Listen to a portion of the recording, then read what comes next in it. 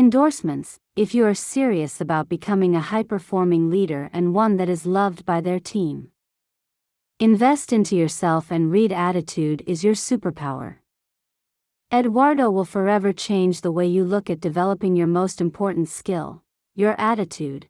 Hernani Alves, CEO, Balanced IQ Leadership, author, Balanced Accountability and The Champion Advantage. I wish I had access to this book earlier in my life and my career. It's filled with powerful yet easy actionable tips to improve your attitude and life. Tracy Jackson, SPHR, SHRMSCP, President and CEO, Attitude is Your Superpower. How to Create Incredible Life-Changing Success. Eduardo Clemente, Introduction. Have you ever finished a training session or program, walked out of the room, or disconnected the online session, and thought, there's still something missing? I have. Those feelings, time and time again, were the initial spark for this book. I took one leadership training which was a truly amazing experience with immersion in different cultures and countries, as well as with in-room learning sessions. I could see the frameworks and good practices we learned were important, yet I knew that not everyone who studied them would succeed in achieving their goals, even though the tools were widely available and anyone was technically capable of putting them into practice. I kept asking myself what key ingredient was missing for those who weren't seeing the success they wanted. I thought of my own career and life lessons, and realized the key factor that allowed me to grow and provided amazing opportunities was not a technical skill. It had nothing to do with how well I applied certain frameworks or best practices. It was my attitude. I realized what an important mindset tool attitude is for everybody, and so I wrote this book to share those insights with you. This book is not a checklist with 172 things you must do to solve all your problems. I have enough of those at work, and I bet you do, too. And that's part of the challenge of today's business world. Most of us started school at 4 or 5 years old, and from the beginning, we had to do tests that measured our math skills, language comprehension, science understanding, and so on. Then we went to college or university or took a specialized training programs focused on technical abilities. Your instructors probably taught you spreadsheets, software, coding, profit and loss statements, or whatever hard skills you need for your job. I studied business management, which, for example, included accounting, so it was all about Excel and formulas. It doesn't stop with graduation either. As you might have discovered, as adults, there are countless opportunities to continue learning. You can take leadership trainings, watch video courses, study industry guidelines, and read books and books and books on how to work more efficiently and productively. I know, I've taken, watched, and read so many of them. You end up with long checklists of action steps to do business better. For years we have been programmed to test well for technical competencies and on memorizing and repeating what was shared with us. When we're done with our official education, we're told that to improve our career prospects, we should continue developing those same skills. So we do, and we believe this is what it takes to be successful in life. To some degree, all the teaching and the endless resources do help, but, as I mentioned, I've always felt they miss the most important part. You can know all the hard skills and business concepts, but if you don't have the right attitude, the rest doesn't matter. A great attitude is key to getting ahead at work and in life. You probably figured out by now that the real world is different from school. Once you have a job and you're in the door, the world doesn't care what grade you got in the last semester of coding class or if you know a specific formula to calculate compound interest, for example. Especially as you can Google most of those things today. People look to see what you can bring to the table. They want to know if you'll make the team more or less productive, if you'll collaborate well with colleagues, if you'll be engaged, and if you'll help solve problems. Even if you had a great education, it probably didn't teach you about these invisible things. They're not easy to pinpoint or grade, but they are what people notice. They're the undercurrents you feel at the office. If you want to get ahead at work and in life, you need to pay attention to the invisible things. And from what I've learned throughout my career, they all fall under the category of attitude.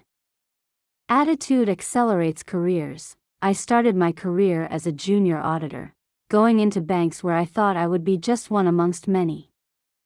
I thought I was, and hopefully still am, quite intelligent, but so were all my colleagues.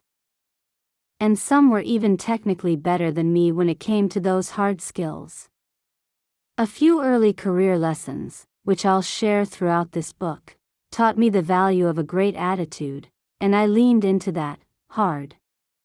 Quickly, I was offered opportunities that took me across continents, companies, groups, and experiences. Today, I'm an executive director at a bank that is part of the largest banking group in Africa. I have 4 major areas of the bank and more than 200 people reporting to me. With my colleagues' help, I get to positively impact the finance industry in our country and throughout the continent. Every day, I have the opportunity to do work bigger than myself, and that means everything. My attitude got me here, and that's why I want to share this message with you. Perhaps you think being a bank's executive director sounds boring. Whatever your aspirations are, though, the right attitude can get you there. You can actively improve your life. Maybe you know your attitude is a problem at work. You show up and do your job, but it feels like things aren't clicking. Something's off. You might even be in a negative spiral, productively or psychologically, stuck thinking you're just not good enough, you'll never get ahead, and the world is unfair. Perhaps you feel pretty good about your attitude, but you know there's always room for improvement, and you're curious about what you can tweak to do better. Or, maybe, you have never even thought about your attitude and the impact it can have on how you feel at work, in your relationships with others, and your potential success. Whatever your current position, you have the opportunity to take action at work and in life. You don't have to just accept your lot. You can actively improve your situation because it all comes down to attitude, and your attitude is not set in stone. Even better, you don't need a million training courses or a year-long MBA to adjust it. You can improve your attitude one pep talk and one step at a time. I promise it won't be that hard. So, how do we tackle this? It's nice to say, have a good attitude, but what does that actually mean, and how do we achieve it? That is what this book answers. It's not a prescriptive, step-by-step guide, and it's definitely not a research paper, but I wrote this book to tackle these questions with you. I hope reading it will feel like being in conversation with a mentor. We don't have the opportunity to sit down face to face. But this is what I'd share if you came to my office asking for advice. In these pages, you'll find a collection of my experiences, thoughts, and views on what's worked for me, and what I believe will work for you. It's a pep talk in all the things they don't teach at school, but I really wish they would. I hope you'll allow me to be your mentor in this way because I truly believe this can help you create incredible life and career success. Expect to learn, be challenged, and get inspired. In this book, you'll learn that attitude is about how others perceive you and how you perceive yourself. It's separate from your personality, and you'll discover why that's a very, very good thing. We discuss this in Chapter 1, and every subsequent chapter is devoted to an element that contributes to a great attitude. These are skills that will help you and that you can work on. You'll see the role confidence plays in a positive attitude and what to do if you don't feel very confident right now. In turn, confidence creates positivity, which is an essential factor in attitude. Just as negativity can spiral, so can positivity. In these pages, you'll discover how to start putting small, positive ideas into your work, and then watch as they spin back around to you, becoming more positive and even more impactful. You'll learn how a growth mindset is essential to the world we live in today and for adapting to anything that comes along. Adaptation is one, if not the most important skill that will be required in the coming decades, and your attitude plays a key role in becoming more adaptable. Did you know we're currently in the fourth industrial revolution? We'll talk about how attitude can make us successful, despite the crazy rate that changes are happening in this industrial revolution.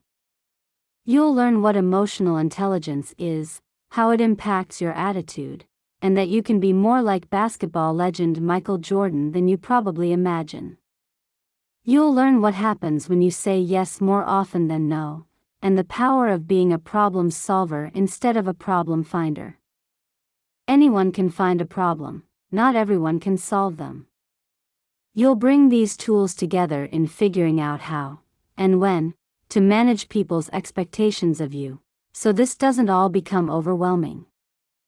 And you'll also see how these ideas work together to create a drive for excellence that will make you more valuable at work and more connected to its purpose. Most importantly, you'll learn that developing a good attitude is not actually that onerous. It can be confusing, intimidating, or a bit outside your comfort zone, but that's why you have this book, as your easy guide through this process. And I will not ask you to do anything extreme. You don't need to. All the ideas in this book can be implemented in baby steps as you adjust to moving beyond your comfort zone. You can step into a better attitude. A bad attitude follows you around like a cloud. Think of those cartoons where the poor little guy is standing looking miserable with the world's smallest cloud directly above him, pouring rain on his head. But all around him is dry and sunshine. Why? I don't know if your cloud is pouring buckets of rain or just drizzling a little, but either way, this is your personal pep talk on how to grab that cloud and throw it aside, so you can finally stand in the sunshine. Or, if that feels kind of intimidating, you can slowly sidestep out from under that cloud, and this book will show you different paths and approaches to take. Life should not feel like it's constantly raining on you. Work doesn't need to be a hopeless battle against miserable weather. It should be fulfilling, valuable, and packed with exciting opportunities. And if it does still rain occasionally, you can feel confident stepping back into the sun. Choose the right attitude, and the rain won't stop you. So let's start by talking about what attitude is, anyway. You probably have a good idea already, but I have a specific definition that might just make you think differently. Perception. Have you ever seen the television show House? It's a medical drama featuring Dr. Gregory House, a brilliant, sarcastic, and caustic doctor who specializes in diagnosing weird and complicated medical conditions. He's a genius, and he's horrible to be around. He has no compassion, he's intensely demanding, and he irritates everyone he sees. He thinks he's amazing, and everyone else thinks he's the worst human being to ever walk onto a hospital ward. We're talking about two different views here. There's how House sees himself and how others perceive him. The same is true for you and me, although hopefully others don't think we're like House. It gets interesting when there's a disconnect between how we see ourselves and how others do. I might say I've got a great attitude because I tell it as it is. If someone suggests we do an impossible task in 3 days, I'll say we can't. It's impossible. And I believe I'm doing something great, as I'm helping us be realistic. However, they might think I'm just a negative old naysayer who just keeps shutting them down or someone not willing to think differently to find innovative solutions. Same situation, different perception. That's what attitude is all about. This is different from intelligence. No one can say House isn't smart. Or rather, they could, but it wouldn't change the fact that he is incredibly clever. His intelligence doesn't change just because someone says he's dumb. With attitude, though, it does matter what others think, and that's incredibly important because you have to work with others. Intelligence is an internal characteristic, and you have it or you don't. Attitude, on the other hand, is an external characteristic, which is all about how you end up being perceived by others. Working well with others, if you're not working alone, you need to work with and through other people. And let's face it, no one works alone, even if you're working from home or in an empty office. You still interact with clients, coworkers, or contractors. Although it might feel like it at times, you don't do everything yourself, so you need to work well with others. It's human nature to react better to people you relate to, feel comfortable with, or respect.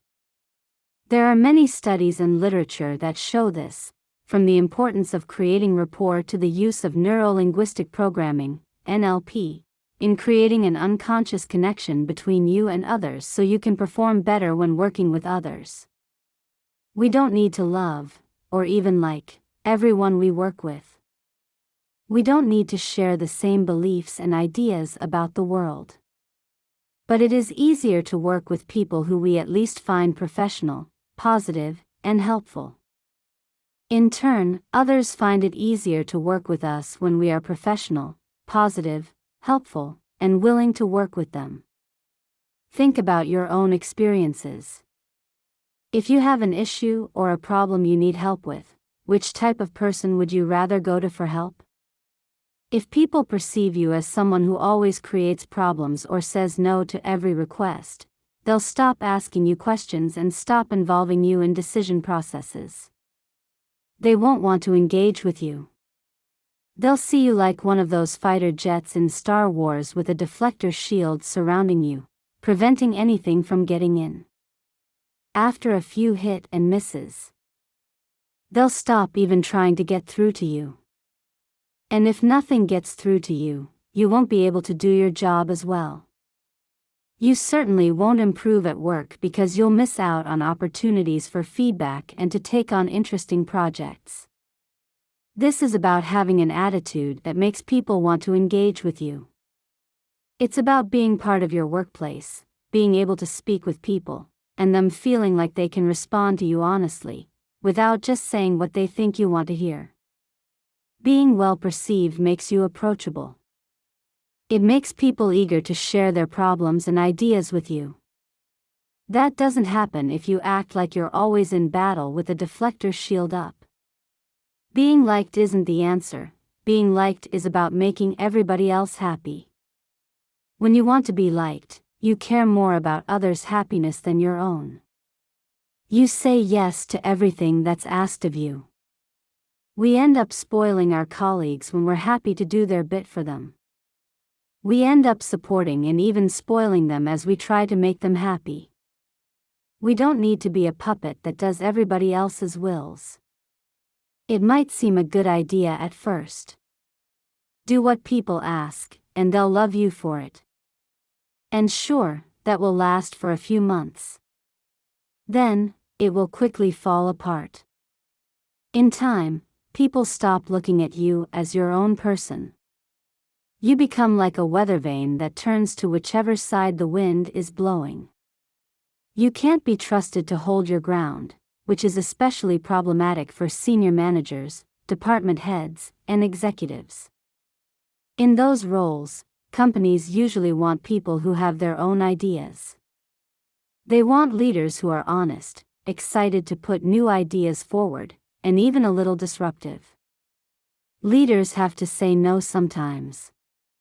It's very hard, I would say even impossible, to be successful at senior levels when you say yes to everything, hoping everyone will like you. Oh, and another thing to remember is that time is a finite resource, so if you say yes to everyone and everything in the hopes of being liked, the odds are good that you will end up failing at some, if not most, of those things, if not from other factors then simply from lack of time. And, of course, that also creates a bad outcome. Some workplaces create a culture where only the yes man or yes woman succeeds, but those are usually not the most successful companies. When you read about places that are doing incredible things, they all say they want dissent. They're looking for disagreement. They want people to share their views and opinions and discuss options because that's where they find value. If you're always saying yes, what value are you adding? Jeff Bezos, the founder of Amazon and ranked by Forbes magazine as one of the top 2 richest men in the world, is apparently a fan of the Ben Carson quote that says if he has 2 board members who always agree with each other, he'd only need one of them as he doesn't need 2 people who think the same in the one room.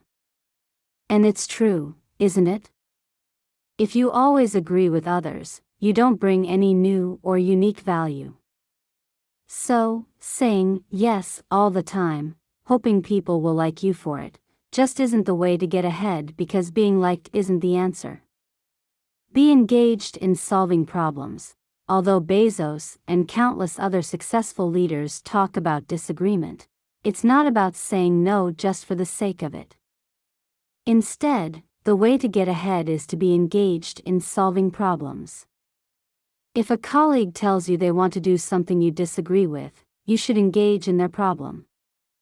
Sure, you could be the yes man, giving them the go-ahead or positive reinforcement in an attempt to make them like you. You could also say no and tell them to take a hike because you're that type or realistic person. Or you could try to understand the problem they want to solve. You could start by asking more questions about the issue. You could say, listen, I believe there might more ways to look at this. Let's keep an open mind. I understand your problem and it's great that you are trying to fix this, so let's put our heads together, exchange ideas, and find a solution that works. That's where you create engagement because the next time that person has a problem, they will look at you as someone they can share things with. This might sound stupid, but this approach will, hopefully, make you seem like a good person. Not a nice person, or a fun person, or even someone they want to have a drink with, but a good person they can talk to at work, someone they can engage with because they perceive that having those engagements with you will add value to them in the end. The 360 exercise. You might think you're the most empathetic person in the world, but if your whole team says you have no empathy, then you have no empathy. If no one sees your empathetic nature, it doesn't exist. So how do you know what others see in you? How can you tell if they think you're a good person, the type of person they want to engage with? You need to ask. If you're already employed, and if you can, you should do a 360 exercise. This is just a way of getting more information about how people perceive you, which is always helpful. Usually, these exercises are run by an outside party, but they can be conducted by your company's human capital team if you're confident they can manage the process confidentially. The person running the exercise sends a questionnaire to the people you work with, your peers, your teams, and those you report to. The questions vary based on your industry, your role, and who writes the questionnaire, but they generally ask about your attitude and behaviors. Do you use feedback as a tool to develop people? Are you always ethical? When you have a deadline, do you still provide guidance in a detailed way? Are you client-centric? Are you good at managing the team? The questions will revolve around the key behaviors for your role and company, and how you display them, and people will respond by rating you on a sliding scale from 1 to 10, for example. But the goal isn't to see if you're good or bad. Rather, there's something more interesting going on because you also rate yourself. Then you compare your ratings to those of your colleagues. The real goal is to understand the gaps between how you see yourself and how others perceive you. You're not looking to get the highest score or win the exercise. You're looking for gaps between your rating and that of your colleagues, and you're looking to see how big those gaps are. Let's imagine you're using a rating scale of 1 to 5. On the question of how well you manage your team, you rate yourself a 5, but all your team members score you at 3. That's a 2-point difference, and on a 5-point scale, that's a big gap. That tells you something is wrong. You might think you have many tools for managing people, but you're either not using them, or they're not effective. It'll take some digging to discover why the gap exists, but knowing something is wrong is the first vital step. Understand the gaps. Personality tests can help fill in the details. There are countless different versions of personality tests. Some claim to be scientific and well-researched, and others are clearly just for fun. The more famous ones include the Myers-Briggs Type Indicator, which asks a relentlessly thorough 93 questions, and DISC, which measures dominance, influence, steadiness, and conscientiousness. I've taken a few different personality tests and think you do have to take them with a pinch of salt. They say your personality shifts with time, your experiences, and your overall happiness, so the results aren't absolute. I also don't think any particular methodology is better than the others, despite what the marketing materials say. All personality tests categorize people, usually into 4 personality types. Some use colors, others use words, but regardless of the categories, the value is in knowing what it means to be mapped in a particular way. If a personality test reports that you have a dominant personality, that likely means you're more goal-oriented than focused on what your colleagues are feeling. You drive the conversation more than others in the room. You have clear goals, and you're driven to achieve them. It doesn't matter what that personality type is named or what color or animal or celebrity personality it's assigned. The insights come from understanding what it means to be goal-orientated. The advantage of personality tests is that they usually put these traits into context. For example, they'll ask, when you're under stress, are you more worried about failing to deliver on your task or the well-being of your colleagues? That gives you a very tangible idea to work with. I would think, no, if I'm up against a tough deadline, I'm not going to be concerned about whether my coworker ate a healthy lunch or got enough sleep. I'm going to be thinking about the task at hand. I'm going to focus on doing a good job. A 360 exercise gives you personalized feedback, but it can be ambiguous, as the questions aren't usually tied to specific examples. It can also be subjective, as people respond based on how they feel in the moment. If you made someone mad this morning, they probably won't give you positive feedback this afternoon, even if you usually have a good relationship with them. Personality tests add another piece to the feedback puzzle. They give you more objective insights into how you respond to real workplace challenges. They're a tool for gathering more information, and the more information you have, the more you can understand yourself. When you add these test results to the 360 exercise responses, you can connect the dots between them and see commonalities. This helps you better understand how others perceive you. More information provides more understanding. The first time I understood what my colleagues really thought of me, it didn't come from a nicely organized, constructive 360 exercise or an interesting personality test. It came at an office party with the accounting department of my previous bank. Most accounting teams have end-of-month processes in which you close the books for the month and prepare financial statements. End of month was always a busy time for our team. For a few solid days, we worked long hours and were swamped with work. After months of this, it came time for me to move to another job role, and the team threw me a leaving party. It was at my own party that the women in the team finally admitted something. They said they called the end of month processes my time of the month. Apparently, I had a reputation for getting moody and difficult to work with once a month. They'd whisper about it between themselves. Don't go see Eduardo right now. It's his time of the month. I can't say I loved hearing that, especially at my own leaving party. But when I looked back, I could see it was true. I usually like to play around at work, joke, talk to people. In those month-end days, though, I'd sit in my office all day, work on computer files, and not speak to anyone.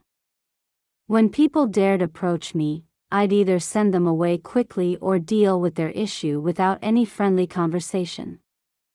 I was all business. I thought, I'm stressed.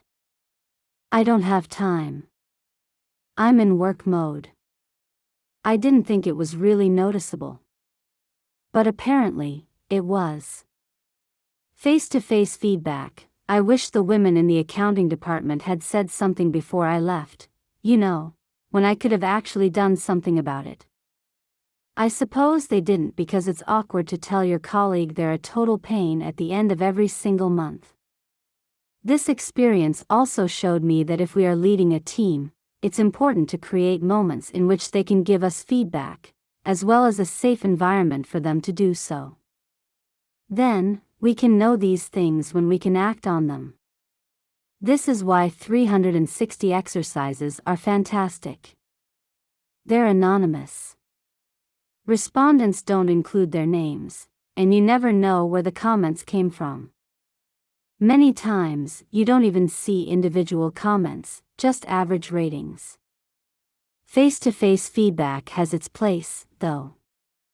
If you're not getting the insights you wanted, then ask one or two people you're close to for feedback. Ask, can you help me? I've had this feedback on a 360 exercise, and I don't understand it. Why do people think this? What do you think about me? I've done this and got some great, helpful advice, but you have to ask the right people if you want honest answers. Ask someone you have a good relationship with. Someone you trust won't feel pressured to say what you want to hear. Whoever you talk to must be unafraid of giving you real answers. Usually, this is a peer, not someone who reports to you. It could be a more senior person who reports to you and who you're close to, but be careful you don't put undue pressure on anyone. Be ready for feedback. Whoever you get your feedback from, you do need to be ready for it. This doesn't work well if you're going to get defensive and just throw the negative responses out of the window.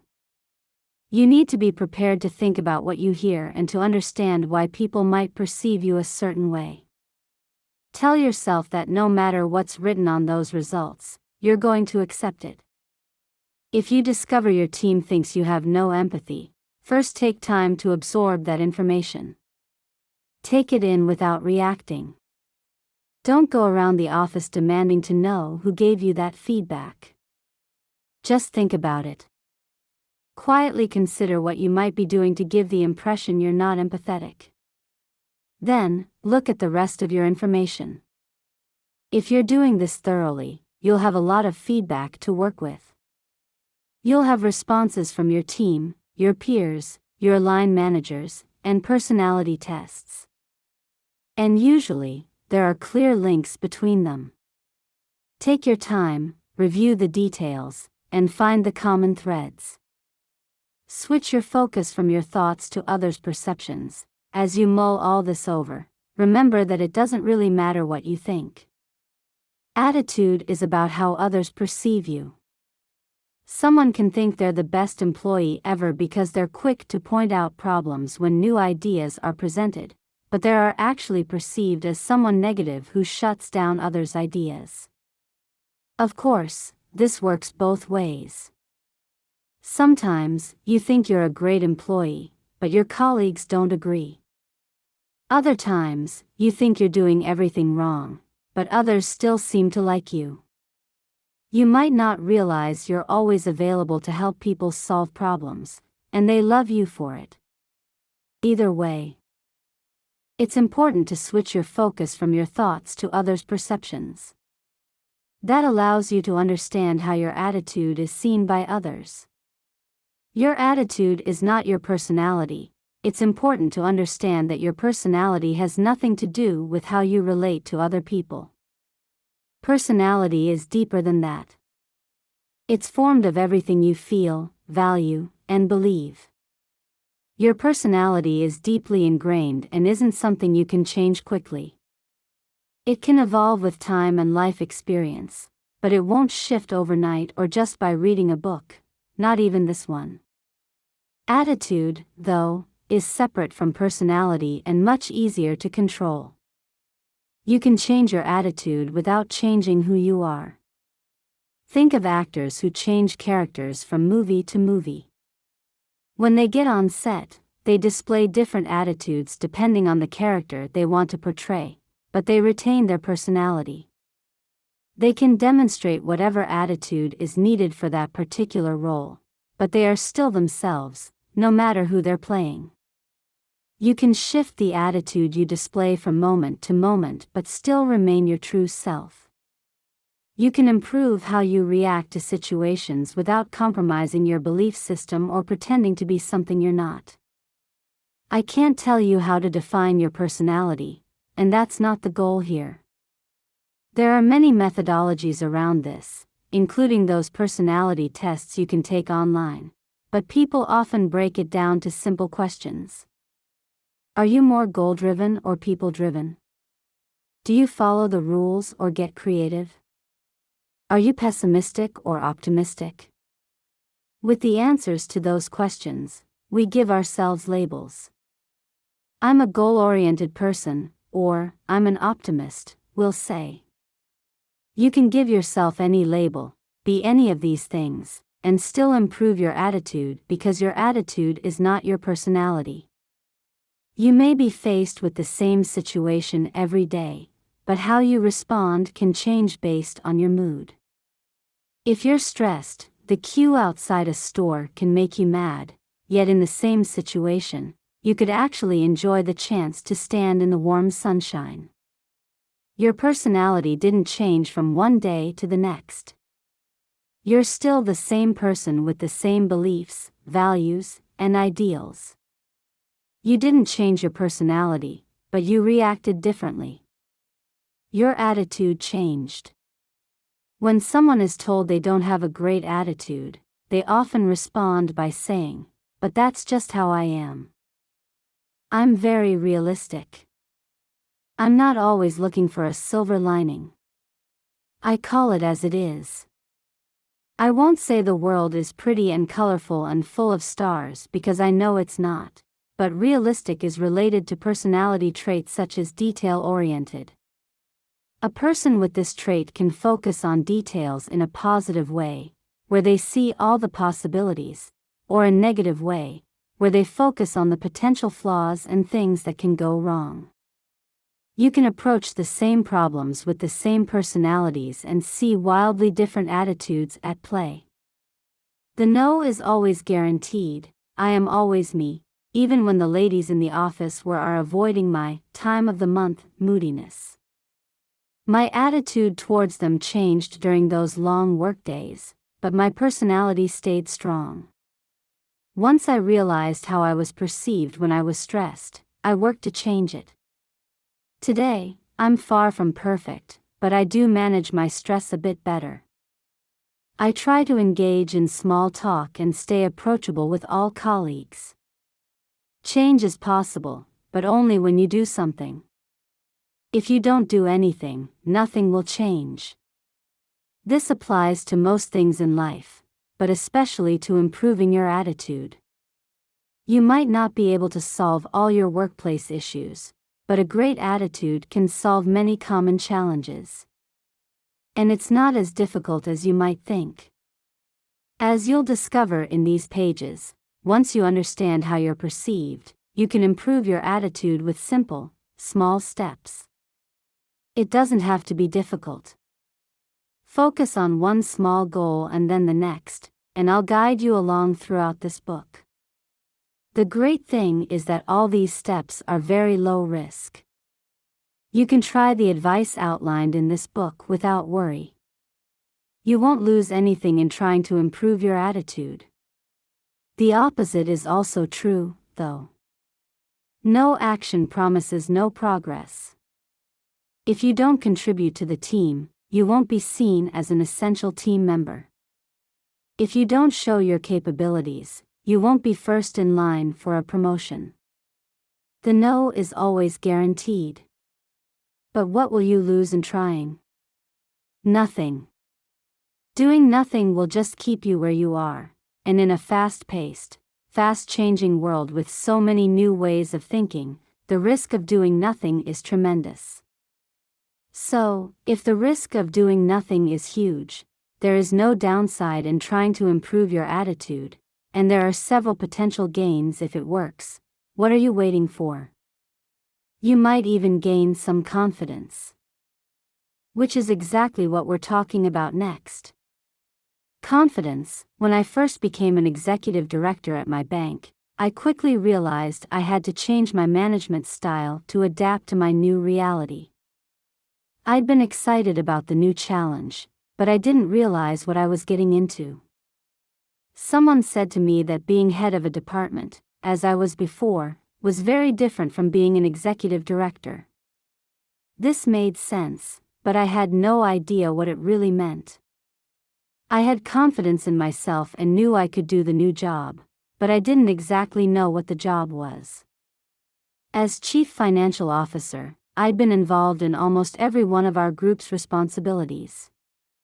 If anyone asked a question about our department, I knew the answer, usually right then and there. And I loved being involved in all the details.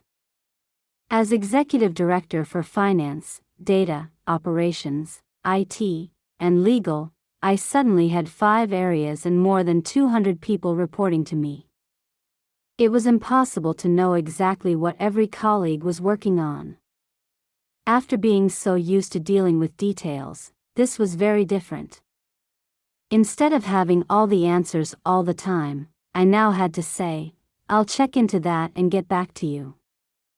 I had to start delegating, as I couldn't be involved in every area of our focus. I became less operational and more strategic. It was clear my old way of doing things wasn't going to help me succeed in this new role. I had to adapt. Luckily, by this stage of my career, I'd learned to notice when one tactic wasn't working, and I was confident I could make the necessary changes to become a better executive. I just wasn't sure what those changes should be. I looked around for help. I started doing online trainings and reading about neuroscience, leadership, coaching, and social safety. Reading was really training. I was learning to work new muscles in leading people, managing teams, and creating an environment of trust so my colleagues could thrive. The more I read, or trained, the more I felt prepared for challenges. That gave me some much-needed confidence as I navigated this new role. This might all sound obvious. Of course it went down this way. But I had to make a conscious effort to change my leadership style and my ways of working into a more productive way for the current situation. So, let's dissect what really happened. I was going through big changes at work and was faced with the reality that I could not keep doing things the same way. I got curious about neuroscience and read and learned and trained on the subject. This led to being better prepared for challenges, more confident, more effective, and generally feeling more positive about work. I'd been through this cycle earlier in my career. This time, when new challenges threatened to rock me, the same process of curiosity, learning, and confidence building helped me yet again. Wherever you are in your career, it will help you, too. These are key skills in the school of life. The job is to add value. Although I hadn't exactly known the job description for an executive director, I understood one vital thing: the job was to add value. In fact, that was true for all my job roles. And all of yours, too. Whatever your job title, this is your job. Adding value is the essential work. People don't like to work with someone who says, "I can't do that. That's not my job." I can't stand when people refuse to help because the task isn't their responsibility. I mean, you have a brain. That brain doesn't stop working at the end of your job description. How do you add value, regardless of whether the situation falls within your area? You speak up. You share ideas. You offer suggestions for solutions. However, the problem for many is that it takes confidence to speak up in big meetings, or even in one-on-one conversations. Let's say you work in the operations group at a bank, responsible for processing transfers and making payments. In a meeting, someone else talks about the bank's need to improve its brand image. You could easily say, "I don't know. That's not in my job description." The marketing team can figure that out. But if you allow yourself to be curious and see those opportunities as challenges to put your creativity to the test, you start feeling more confident. That confidence prompts your ingenuity, your mind starts teeming with ideas, and you put them on the table. Yes, within the bank you work in the operations team, but outside of work you are also a client and a consumer, and you know what brand images are attractive to you. So, you see, there is almost always a different angle from which to look at issues and add your personal value. Whether the marketing team uses your suggestions or not, you're now seen as someone who adds value to the company. You're a team player who's willing to think beyond your own area. In this particular case, it's not about being a marketing expert, but mostly about empathy and understanding the issue and sharing your views on it in a constructive way.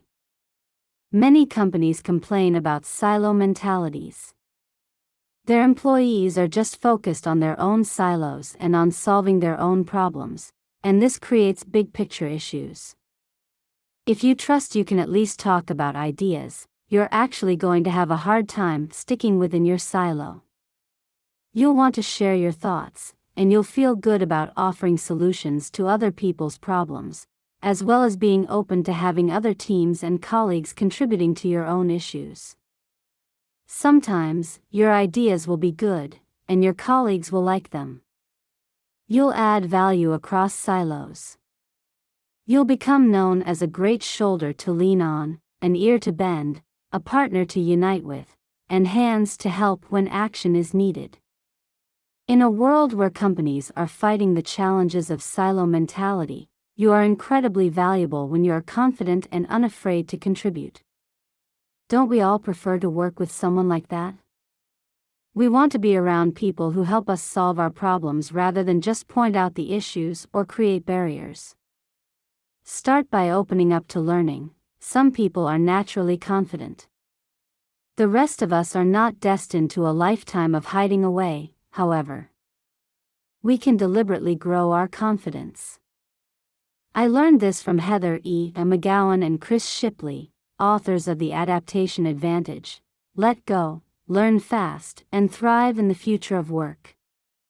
Their book discusses the idea that when you open yourself up to learning and discovering new things, you find you can talk about new subjects. Without your even realizing it, this makes you more confident. I once went to a training in which the presenter mentioned CRISPR, a technology that can manipulate genes and which scientists hope could help make adults disease-free, or even change babies' DNA so they can't get certain diseases later in life. Theoretically, it could also be used to ensure a baby has blue eyes or will grow to 7 feet tall and be an incredible basketball player. There are clearly a lot of ethical issues involved in that type of gene manipulation. Although it had nothing to do with my job or the reason I attended the training session, I thought CRISPR was the most fascinating discussion of that day. I wanted to learn more about it. I went home and watched a few documentaries on gene editing. I read some books on the subject and continued to find the whole thing interesting. CRISPR was said to be one of the technologies likely to have the biggest impact on the world in the next 10 years. I was curious and wanted to learn more. What else would influence the world in the not-too-distant future? Nanotechnology, apparently. There are tiny nanorobots that can revolutionize industries in ways as varied as conducting maintenance on planes or being injected into the human body to clear blockages in arteries. It sounds like science fiction, but people are already testing this technology. That's amazing. I went down this rabbit hole of reading about emerging technologies, and most of them had nothing to do with my work as the executive director of a bank. I don't think nanorobotics or genetics will change the future of banking, not directly, at least. Yet, I was curious about these subjects. The rabbit hole led me to read about neuroscience, which taught me about the chemicals in the brain and how they work. The human brain is pretty cool. The neuroscience books I read also talked about the importance of exercise, eating, and sleeping well. That last part didn't really grab my attention as much, although I now understand better the importance of all those components in productivity. But the ideas got me thinking about productivity, so I started learning about that. I grabbed a famous book on the subject. I won't mention its name, but it had great reviews, and I was curious about what I'd learn. About a third of the way in, I couldn't do it anymore. The book just wasn't getting me where I wanted to go. It was checklist-driven, naming 20 or so things you must do to achieve any one thing, and it was very organized. I am not very organized. I quit reading it. And that is okay. Sometimes, you start learning about a subject and love it, but it doesn't get you anywhere other than adding knowledge. Other times, you get curious but quickly discover a new subject just isn't your thing. Following your curiosity is still valuable. Curiosity creates confidence. In learning about genetics and nanorobots and brain chemistry and productivity, I discovered that I am capable of learning anything. Perhaps I won't be able to create my own tiny robots that cure diseases, but I have proved to myself that I have the ability to learn. Then, when I'm faced with challenges at work or in life, I feel confident I can learn enough to meet that challenge. That confidence makes me feel more positive about the situation. I don't believe we all need to be specialists. I'm a proud generalist. I like knowing about several different things without feeling the need to have a PhD in any of them. I feel that such a broad set of knowledge helps me understanding the world and other people's views better, and also helps with reinforcing trust that I can relate to most subjects or conversation I'll be faced with. Sometimes, following your curiosity will prove useful in a more direct way. I recently started reading about blockchain, which is a peer-to-peer, decentralized, distributed ledger that records transactions efficiently and in a verifiable and robust fashion. Amongst other uses, it's the basis for cryptocurrency, a digital form of payment. As someone in the banking industry, you can imagine why I find digital currencies and the potential of blockchain fascinating. I was interested in reading about blockchain not just for work purposes but because I was genuinely into it. I don't code, and I don't have any of those technical skills, but I think it's so cool that people can create these complicated technologies and make them useful. Then, in a meeting with my group at work, someone presented some potential blockchain projects. Wow, I said. Tell me more about this. Let's find a way of using that technology here. Perhaps that sounds like a reasonable response for someone in banking to be interested in technology that enables a new currency. However, cryptocurrency involves managing finances without traditional banks. It would be easy to think, my gosh, this technology will automate a lot of finance procedures. It could put my job at risk. I don't want to bring this into our company so quickly. Maybe we should leave this until, I don't know, after I'm retired? But curiosity had led me to learn a little about this subject already. It meant that when the subject was raised in that meeting with my group, I was confident in our ability to do interesting things with blockchain and the potential it has to allow banks to do amazing things for their clients. I didn't have all the answers or know how those projects would look. I still don't know. But I'm confident we can figure it out, and I definitely want to be part of that process. Small gains in confidence accumulate. You don't need to become completely confident tomorrow. Small gains in confidence accumulate. And small gains can be made in small steps. It's like a computer game. You try one new thing, it works, you win some gold coins, and you replicate your actions. You learn that the strategy works, so you do it again, win more coins, get more confident, and level up one step at a time. You might try a move and fail, but you start that level over again, choose a different strategy, and, when you win, you get that fun feeling of victory. That's positive reinforcement at work. That feeling becomes a little addictive, mostly driven by the dopamine release in your brain, as I learned when I did all that reading on neuroscience. You suddenly find you're craving the chance to take another step and try a new level. And every time you try something new at work, an original idea, clearer communication, a more efficient process, you add value to those around you. Add value even in difficult environments. Although we all appreciate working with helpful colleagues, some companies have complex dynamics. If you're in a company that makes you feel like you shouldn't speak up and contribute solutions, here's my recommendation: do it anyway. Just do it in private. If you suspect that offering ideas to another department in a big meeting might make the other group leader feel trapped or resentful, take that person aside. Talk to them one-on-one, offer your idea, and, if they want to present that idea as their own, let them. You may have solved a problem, but you don't need company-wide credit. In time, you will contribute to various challenges, which means many people will see your value. In time, you'll become seen as someone who's there to help, not someone seeking praise. And when leaders have to determine who adds value, they're going to think of you. This is true in open, dynamic companies and in those more complicated and closed. What needs to differ is your approach and strategy to put this practice in place. Confidence leads to new opportunities. Whatever environment you're in, confidence can accompany you into new challenges. When you believe in yourself, you can apply that attitude to whatever situation is put on the table. You say no less often. For example, when someone asks if you want to lead a group investigating blockchain opportunities in traditional banking, you're more likely to jump at the chance. You're going to set yourself up to solve existing problems and experience new opportunities.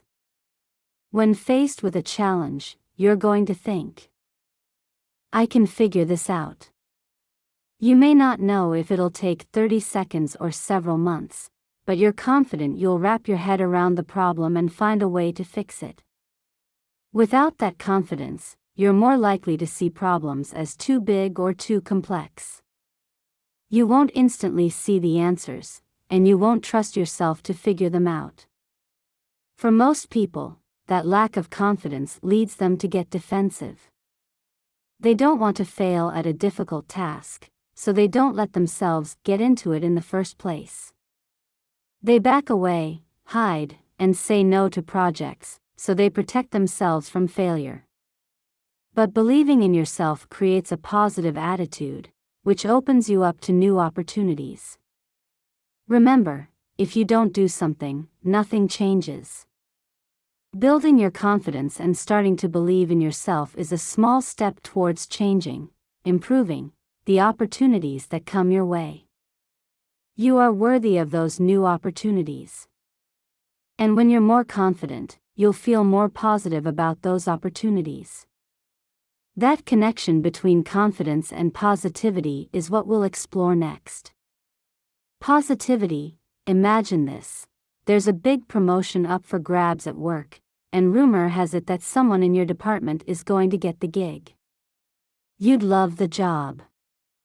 It's the step up you've been looking for. The responsibilities would be challenging and the results rewarding.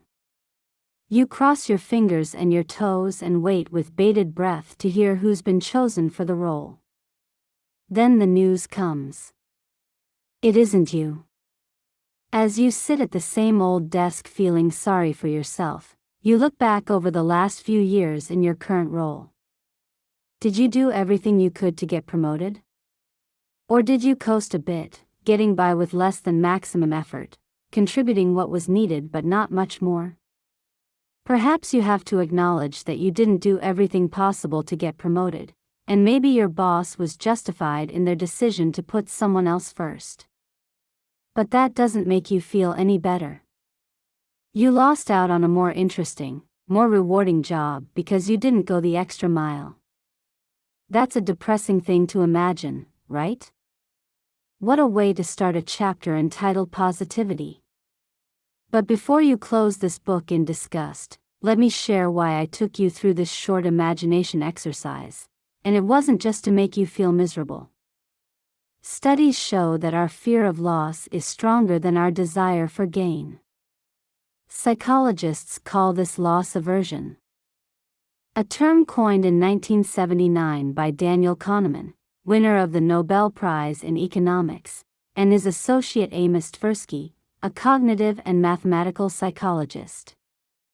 In his 2011 best-selling book, Thinking, Fast and Slow, Kahneman defined loss aversion by saying, the response to losses is stronger than the response to corresponding gains. When we think about work, this means we're more motivated to avoid losing a promotion than we are by the thought of getting the promotion. It might sound like simple wordplay. What does it matter if we switch the perspective? But research shows it does matter, and its impact has been used extensively in marketing, finance, education, and other industries. If that example did not resonate with you, maybe because your goals are not work-driven, try the following exercise. Define a goal you want to achieve in 3 to 5 years. Make it a goal you really want, but one you will need to apply some effort to achieve. Then, close your eyes and visualize yourself 5 years in the future, on the verge of achieving that goal, only it did not happen. You failed. Now, let that feeling sink in and experience it truly. Once you've done that, open your eyes and list all the reasons you imagine you did not achieve that target. Include everything that could have contributed to your failure. That list is a guide. It's a reminder of things to avoid so that you can prevent that negative feeling 5 years from now. If you keep that list in mind, it will be a gift that motivates you moving forward. So, returning to the initial example, let's frame this in the most motivating way. How do you avoid losing out on a promotion? The work starts by improving how people perceive you, as we've discussed. If people perceive you as difficult, they'll feel negative about you. You must break the cycle of negativity by being more positive, more engaging, and more helpful in solving problems. Confidence creates positivity. Positivity is about believing there is always a way to figure things out. Of course, there will be hurdles with every challenge, but when you have a positive attitude, you know you will find a way over or around those hurdles. But you can't truly hold that positive attitude if you don't trust yourself. If someone tells me to cook a turkey, well, I have no confidence I can do it, so I do not feel optimistic about the endeavor. Sure, I could try, as long as no one had to eat it. I don't fancy giving my friends salmonella. However, if I watch some cooking shows, maybe find an easy-to-follow recipe for people who don't know how to use an oven, I might feel more confident.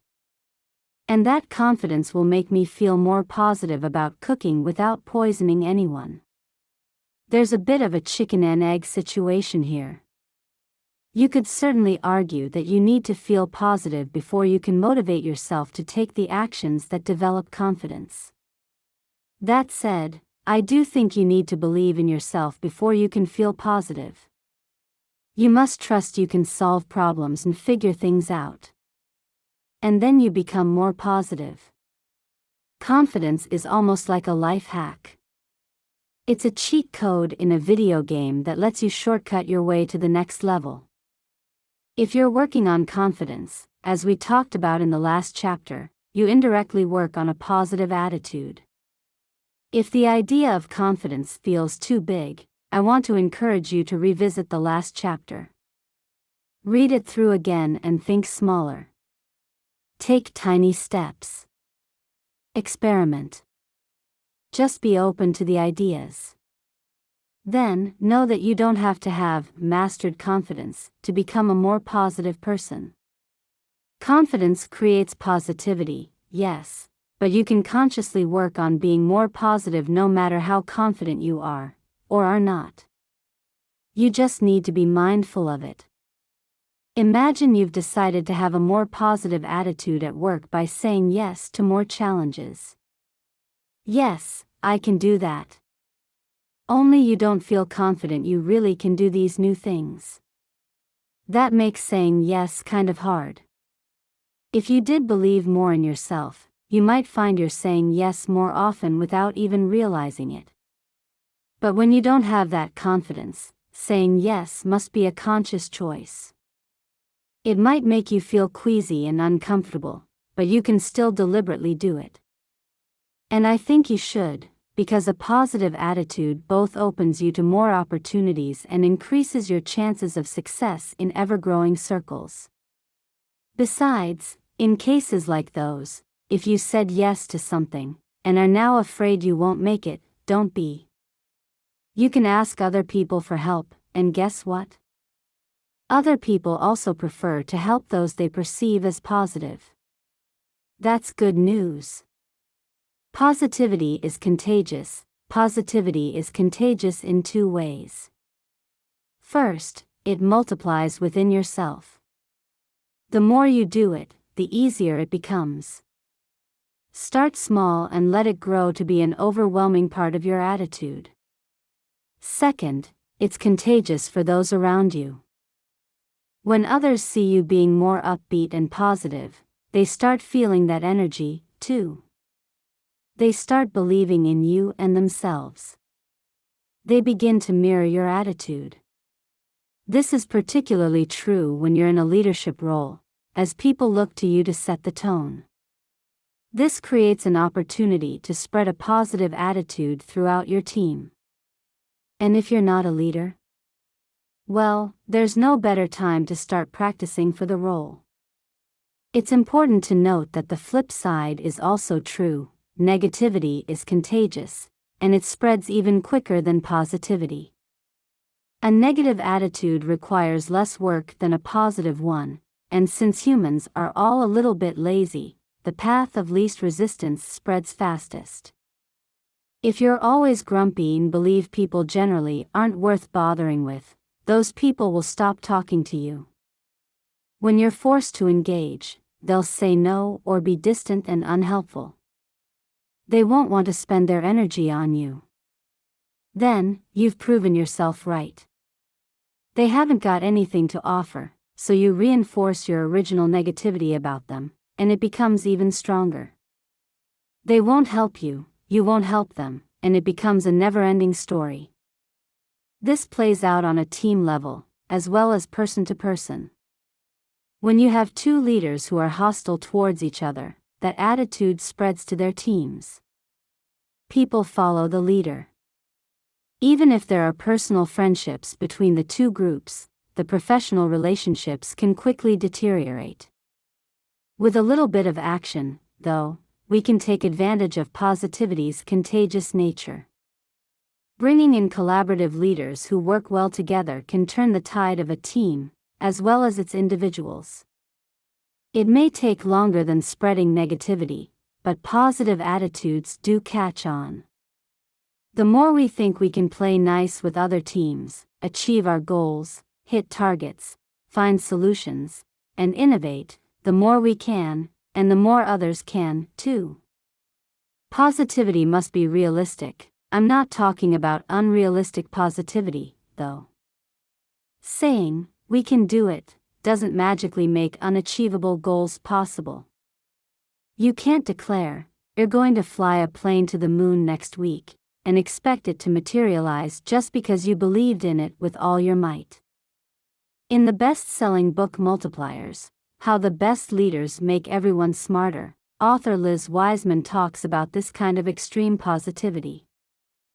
She says that unrealistic statements and goals like this make everything worse for you and, even more so, for your teams and those that work with you. In part, this is because when you say everything is easy, you devalue the continuous efforts of others and remove the challenges implied in moonshots. If you're extremely positive all the time, you start saying yes to things that clearly aren't achievable. Then, when you don't reach the moon, your confidence gets knocked. You lose faith in yourself, and that can spiral downwards. So, we're talking about a healthy, realistic dose of positivity here. How can you tell if you're realistically positive or absurdly positive? Unfortunately, there is no easy, absolute test. The answer will vary according to each person's capabilities, knowledge, and starting point. For me, it's absurdly unrealistic to say I'll climb Mount Everest this year. The most I've ever climbed is a flight of stairs. For a well-established mountaineer, however, it might be realistic. But if you sit that mountaineer at a desk and ask her to write a thesis on how genetics affects body weight, well, it would be unrealistic to expect her to succeed. It's pretty easy to spot the absurd. Flying to the moon, climbing the world's tallest mountain, and writing hundreds of thousands of words in a thesis are absolutely unreal goals for most people. The trick is to avoid lumping every big goal into the category of absurd. We can often do more than we initially imagine. If we open our minds to possibility, unrealistic goals often come within reach. And we must open our minds to these big, but not totally absurd, goals, or we get stuck doing simple, unimpressive, uninspiring stuff. When you can break a big goal into small, potentially achievable steps, you found something that may push you beyond your comfort zone without being totally unrealistic. These small steps are critical. Let's say you want to run a marathon this year, but you've never done more than walk from the couch to the kitchen. You don't start by running 42 kilometers on your first attempt. At least, I sure wouldn't. But you can break that distance goal into smaller steps. Maybe your first attempt is a single kilometer, then 2, 5, and so on. You increase your goals in increments. If a goal, any goal, can be broken into realistic increments, it's something you can pursue without risking the pitfalls of overly extreme positivity. You've reached the realm of unrealistic positivity when you start saying yes to anything, without considering if there are achievable steps within the goal or if the goal could be feasible at all. You can't go on autopilot, saying yes to requests and assuming you'll be okay, because feasibility is not a fixed element. The request might be easy enough, but if you've already said yes to 10 other projects, then taking on this 11th one will be unrealistic at this moment, not because it's unachievable, but because it's unachievable for you at this time. Like so much in life, this requires balance. You want to open yourself to new opportunities by being willing to take on new challenges, but not so much that you lose yourself in the process. It's almost like drinking. If you enjoy a social beverage, a few drinks can open you up to engage and socialize. You might even get up the nerve to ask out that special someone. But if you drink too much, you'll most likely make a fool of yourself, and there goes your chance of a date. Contagious positivity improves workplaces. When we become more positive more often, and those around us also have a more positive attitude, our work environments improve tremendously. You simply like going to work more. You enjoy being around your colleagues. You can have more fun, more engaging conversations, and more laughter. Work becomes a nicer place. Does that sound basic? It is. But don't we all prefer a more enjoyable environment in which to spend our working hours? A more positive workplace sets a better stage for people to relate to each other. You end up sharing more with your colleagues, both in professional stories and personal details. This greater involvement fosters deeper relationships, stronger bonds, and a sense of camaraderie. In turn, that creates a sense of safety. Work becomes somewhere we can be honest. When we're not playing office politics and watching our backs, we can put more energy towards accomplishing our goals. And who doesn't want that? This is how positivity drives professional success. A positive attitude is a helpful attitude. Let's break that down further. When you have a positive attitude and work in a contagiously positive environment, how do you connect that to professional success? Again, this will sound basic, but that's the beauty of it. You help.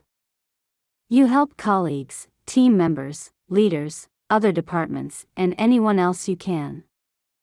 Being helpful isn't necessarily about solving everyone else's problems. Sometimes, you won't have the time, skills, or technical understanding to solve a problem, and that's okay. You don't need to do other people's work for them. Instead, being helpful is about saying, "Listen, I feel positive we can do this. I'm willing to help you navigate the issue. Let's talk it through, exchange ideas, and explore what comes up." A helpful attitude is about being willing to get involved. Remember, nothing good comes from saying no to every opportunity. If you don't play the lottery, you'll never win. Contribute to the conversations in your workplace, and maybe nothing good will happen. Or, you might just win the lottery. Only in contributing is there the chance to solve a problem or coach someone to a solution. And why not? What do you have to lose by helping? 10, 15, or maybe 30 minutes. Yes, time is important, but I know I appreciate it when someone gives me 10 minutes of their time. Others will appreciate it, too. This helpful attitude doesn't mean you become a pushover who puts everyone else's projects before your own. It's perfectly okay to say, "I would love to help, but I'm swamped right now." Even better, you could suggest a later time you could help, for example, after lunch once you've finished that big presentation. You could also refer them to another colleague who could help.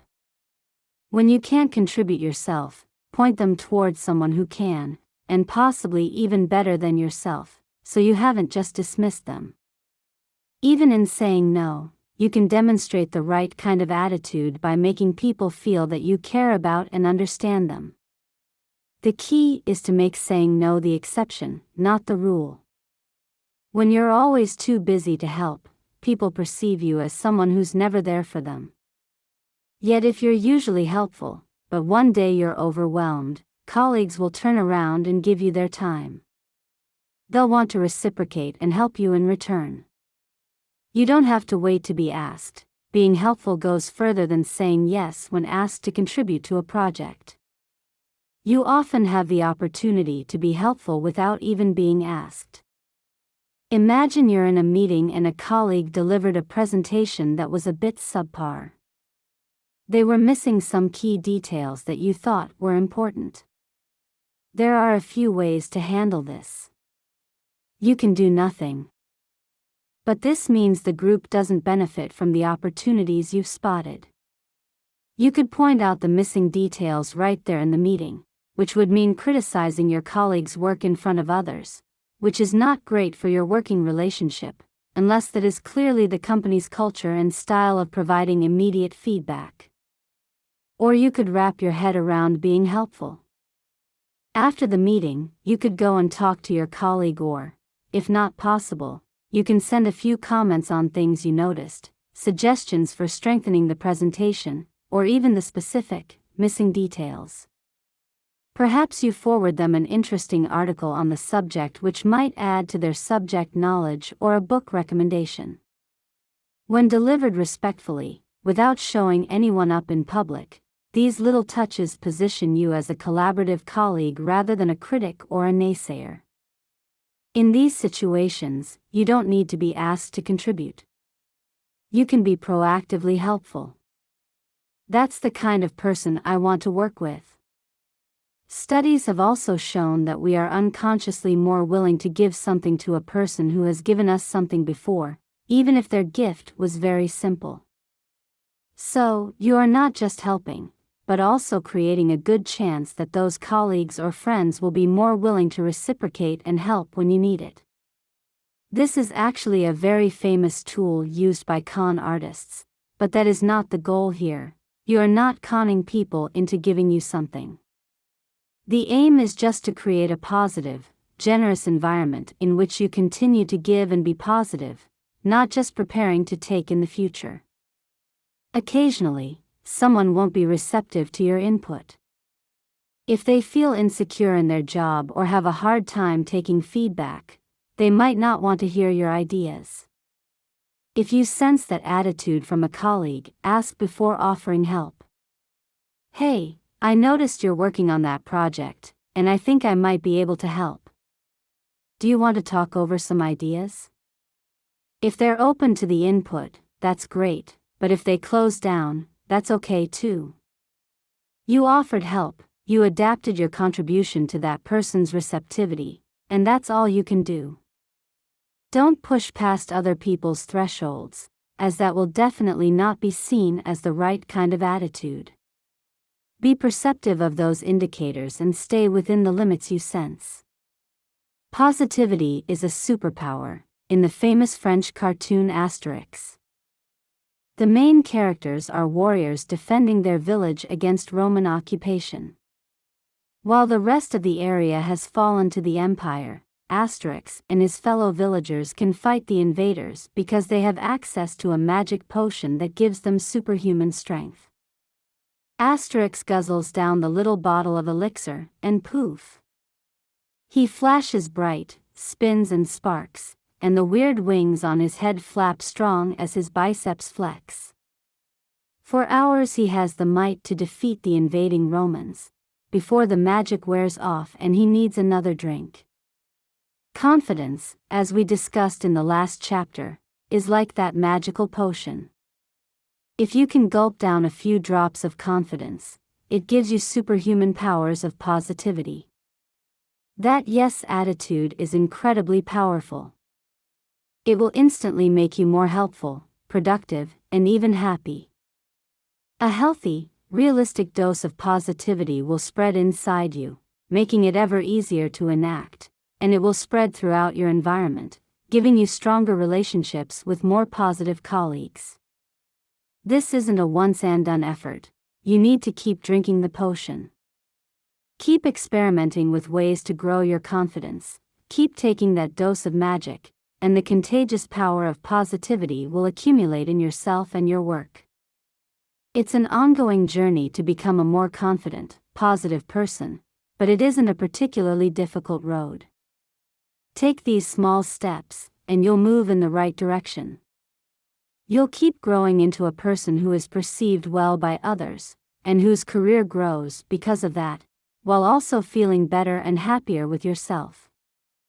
And, as we'll explore next, that development skyrockets when you employ a growth mindset. Growth mindset. Say you work in a factory, and it's your job to glue a piece of wood onto a larger piece of wood. It's not the most mentally stimulating work, but it pays the bills, gives you job stability, and means plenty of time with your family. You're home every evening to enjoy dinner and help your kids with their homework. And say one of those kids is studying coding. She's young, curious, and excited to learn. You want to help her out, so you do what every self-respecting parent does when trying to understand their kid's homework. You search Google. And you find coding is kind of interesting. You learn some basics and help your kid get an A grade. Because you're curious, you keep learning, practicing, and getting pretty good at coding in your spare time. Then, your factory closes. Everyone gets laid off. You need a new job, but the manufacturing industry is struggling, and there aren't many opportunities. You don't feel great about your prospects for factory work. But what if you got a coding job? You don't have career experience in tech, but you're confident in the skills you've developed. This puts you in a more positive place than if you'd never explored a new interest. But to get here, to this positive place where the job prospects aren't so bleak and there's hope for finding work in a new, interesting area, you had to employ a growth mindset. That's what you were doing when you explored a new idea. We are not what we do. Who you are is not the same as what you do. You are a person with values, things you care about, and ideas you think are important in this world. What you do is much more flexible. You can do factory work and coding, for example. A growth mindset means understanding that skills are not set in stone. You can develop your abilities and the value you bring to the world. You can learn, shift, try, fail, succeed, and grow. You can remain steady in who you are, yet evolve in what you do. For this to work, we need to shake the notion that we are what we do. When most of us are asked, "Who are you?" we reply with our profession. "I'm an accountant." When we meet new people, we use our profession as a means of introducing ourselves. "Hey, I'm Eduardo. I'm an executive director at the bank." "Great to meet you." This association between who we are and what we do starts early. When you were a kid, how many times did adults ask what you want to do when you grow up? Or, more likely, what do you want to be when you grow up? The latter and more common version of this question equates doing with being and lays the foundation for this subtle but impactful association. Studies have shown just how impactful this mindset is. Several researchers have explored the impact of losing a job on a person's well-being, and the results are significant. In the United Kingdom, the Unemployment, Employment and Well-being Study conducted a systematic review of 4,028 studies. From this, they concluded that with marriage, divorce, parenthood, and widowhood, well-being levels initially fall but then return to their pre-event level. They also discovered this isn't true for unemployment. When people lose their job, their life satisfaction levels drop and do not recover, even after finding new employment. A study out of Berlin called Subjective Well-being and Adaptation to Life Events, a meta-analysis on differences between cognitive and affective well-being by Make Luhmann, Wilhelm Hoffman, Michael Eade, and Richard E. Lucas said, unemployment has very persistent negative effects on cognitive well-being. Unemployment and bereavement had much more negative initial effects on subjective well-being than divorce or retirement. In measuring the impact of major life events upon happiness by Dimitris Ballas and Danny Dorling, a job loss is ranked fifth in a long list of life events that negatively affect happiness. These authors found that people felt job loss was worse than health problems, financial worries, family relationship issues, challenges with education, problems in the workplace, and boredom caused by a lack of any important life events. From these and many more studies, we know the negative impact of being fired is up there with getting divorced, the death of a family member, and a personal health crisis. Then exact order of which is worse varies based on which study you reference, but across the board, research concludes that losing a job has a profound negative impact on well-being. I believe this is because getting fired feels like a comment on our personality. It suggests we are not good enough to be the person we claim to be. This idea, along with the research findings, makes unemployment appear hopeless, but remember, these are common circumstances, not definitive ones. When we understand that what we do is distinct from who we are, we can consider these elements separately. We can change what we do without losing our sense of who we are. That is incredibly reassuring. Of course, there are other complexities involved in losing a job, like social, economic, and family factors, but understanding this distinction puts you in a much better position to get back into the workforce with more confidence. And we know how important confidence is in achieving our goals. Even when change hasn't been forced upon us, it helps to understand the distinction between who we are and what we do. We can choose to change what we do even as we stay in the same job. We can develop, grow, and improve our skills. We can learn. This is a growth mindset. Ironically, it makes us less likely to be fired, as we're adding more value to the company, and better able to adapt if we are forced to change. Win-win. A growth mindset takes work. Some people have a natural growth mindset, and this comes easy to them. Others need to work on this concept. If it doesn't come naturally to you, start by acknowledging that despite the years you may have put into your company, the job is not who you are. You have the ability to do, learn, and discover other skills. Most of us have hobbies outside of work, which proves we can do more than one thing. I can prepare a fantastic financial budget and play a decent game of soccer. You can do multiple things, too. Realize that it is possible to grow beyond your current comfort zone. Start learning new things, even if just for fun, and prove to yourself that you can do it. I know you can, as your brain, like mine and everyone else's, has neuroplasticity. Neuro means brain, plasticity is the ability to permanently change, and research shows we all have neuroplasticity, even as adults.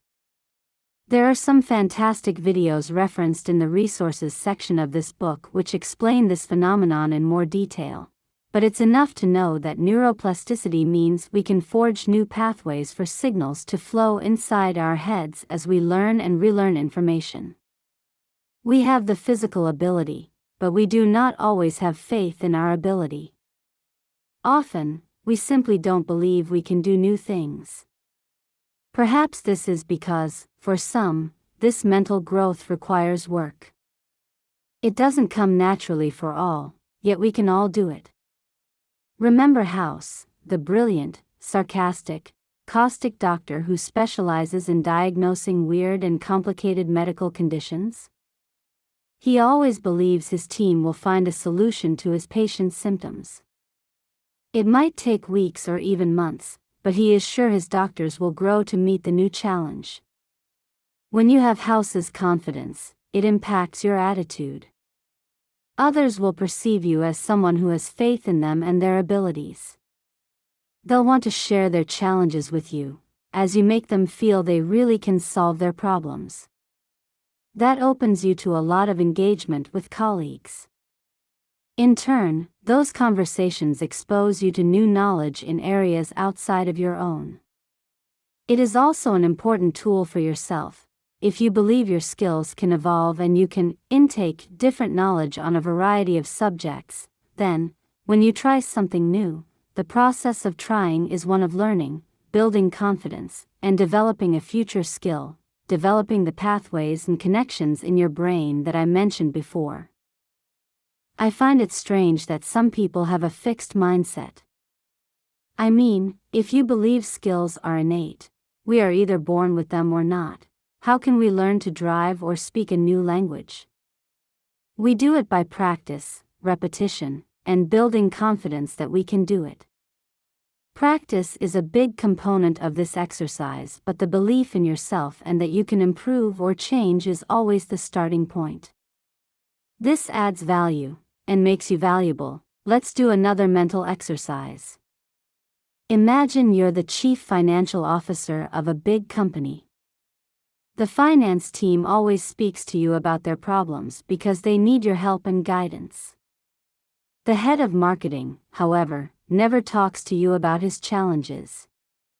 He just sees you as the numbers person. But if you have a confident, positive attitude and tend to be open, sharing your views on matters beyond just financial subjects, Mr. Marketing might get the feeling that you're a good person to bounce ideas around with. He comes to you and says, "Listen, I have this idea for marketing to a new audience. What do you think about it?"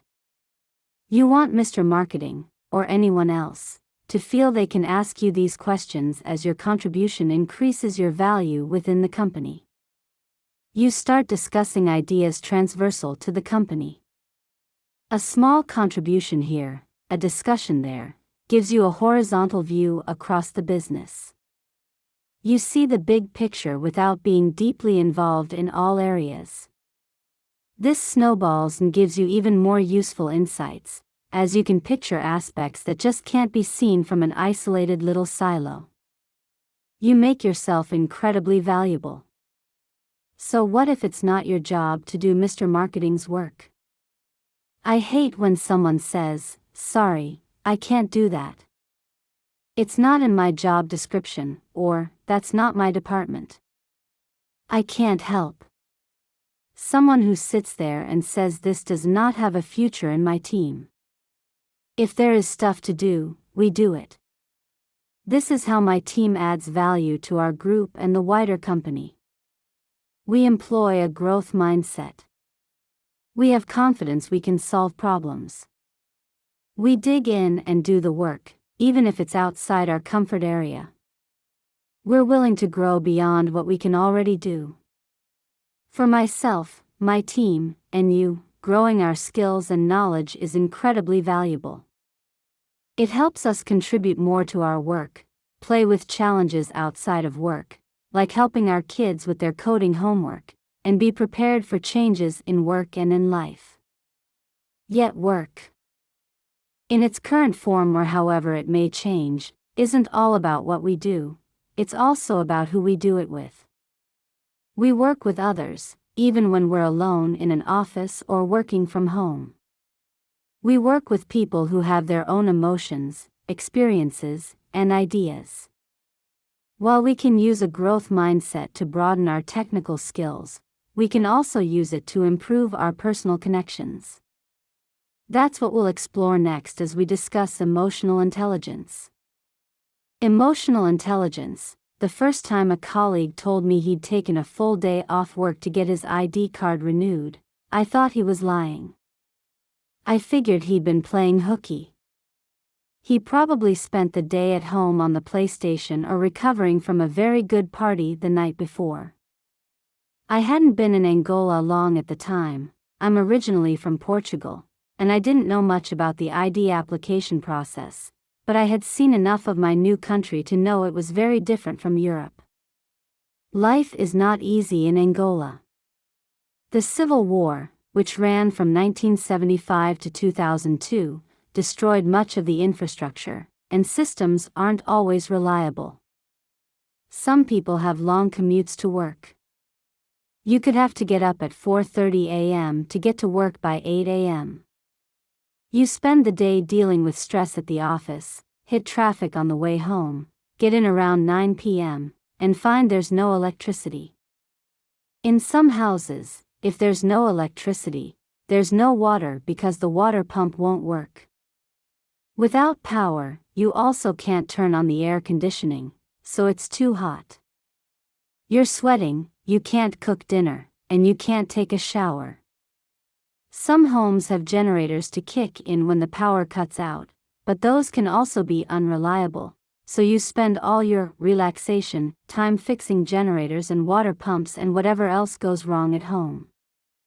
If you want to travel, you need to apply for a visa, which may mean spending a full day in a queue. Even standard medical appointments can mean losing half a day in waiting. Daily life is full of hardships, and I think it's made Angolans very resilient. They take many of these difficulties in their stride and always keep going with a smile and being cheerful about life. When that colleague gave me the excuse about the ID card keeping him from work, I started asking questions. Colleagues told me how things like this work in Angola, and I began to understand that renewing your ID meant more than quickly signing a few forms. Understanding created empathy. And I realized he wasn't trying to get off work. He was just attempting to juggle his job with necessary and annoying errands. I experienced many little miscommunications like this in my first year in Angola. There was a lot to absorb in my new culture, and it was usually the small stuff that tripped me up. Different countries have different cultures, but sharing the same language, Portuguese is the official language in both Angola and Portugal, gives you a false sense that the differences are not so many. At times, though, I'd say a word that wasn't appropriate and accidentally offends someone, or I expected certain reactions from colleagues or friends, just to end up observing very different outcomes. Over time, though, I asked questions and learned more about Angola and its culture. I started to understand what life here was like and became immersed in it. I developed empathy for my colleagues who lived with these hardships without complaining, and I experienced those hardships myself. In short, I developed my emotional intelligence. Emotional intelligence is empathy, and more. There's a small book called Emotional Intelligence 2.0 by Travis Bradbury and Gene Greaves that's pretty famous in the world of EQ. Instead of IQ, which measures your intelligence quotient, EQ looks at your emotional quotient. In non-scientific language, that means your level of emotional intelligence, how well you understand emotions, yours and those of others around you. In this book, I learned that while attitude is how others perceive you, EQ is how you perceive others and yourself. That impacts how you behave, which, in turn, affects how others perceive you, which determines your attitude. It's cyclical. For me, emotional intelligence is about managing my relationships with and responses to other people. It's considering how others feel about my interactions with them.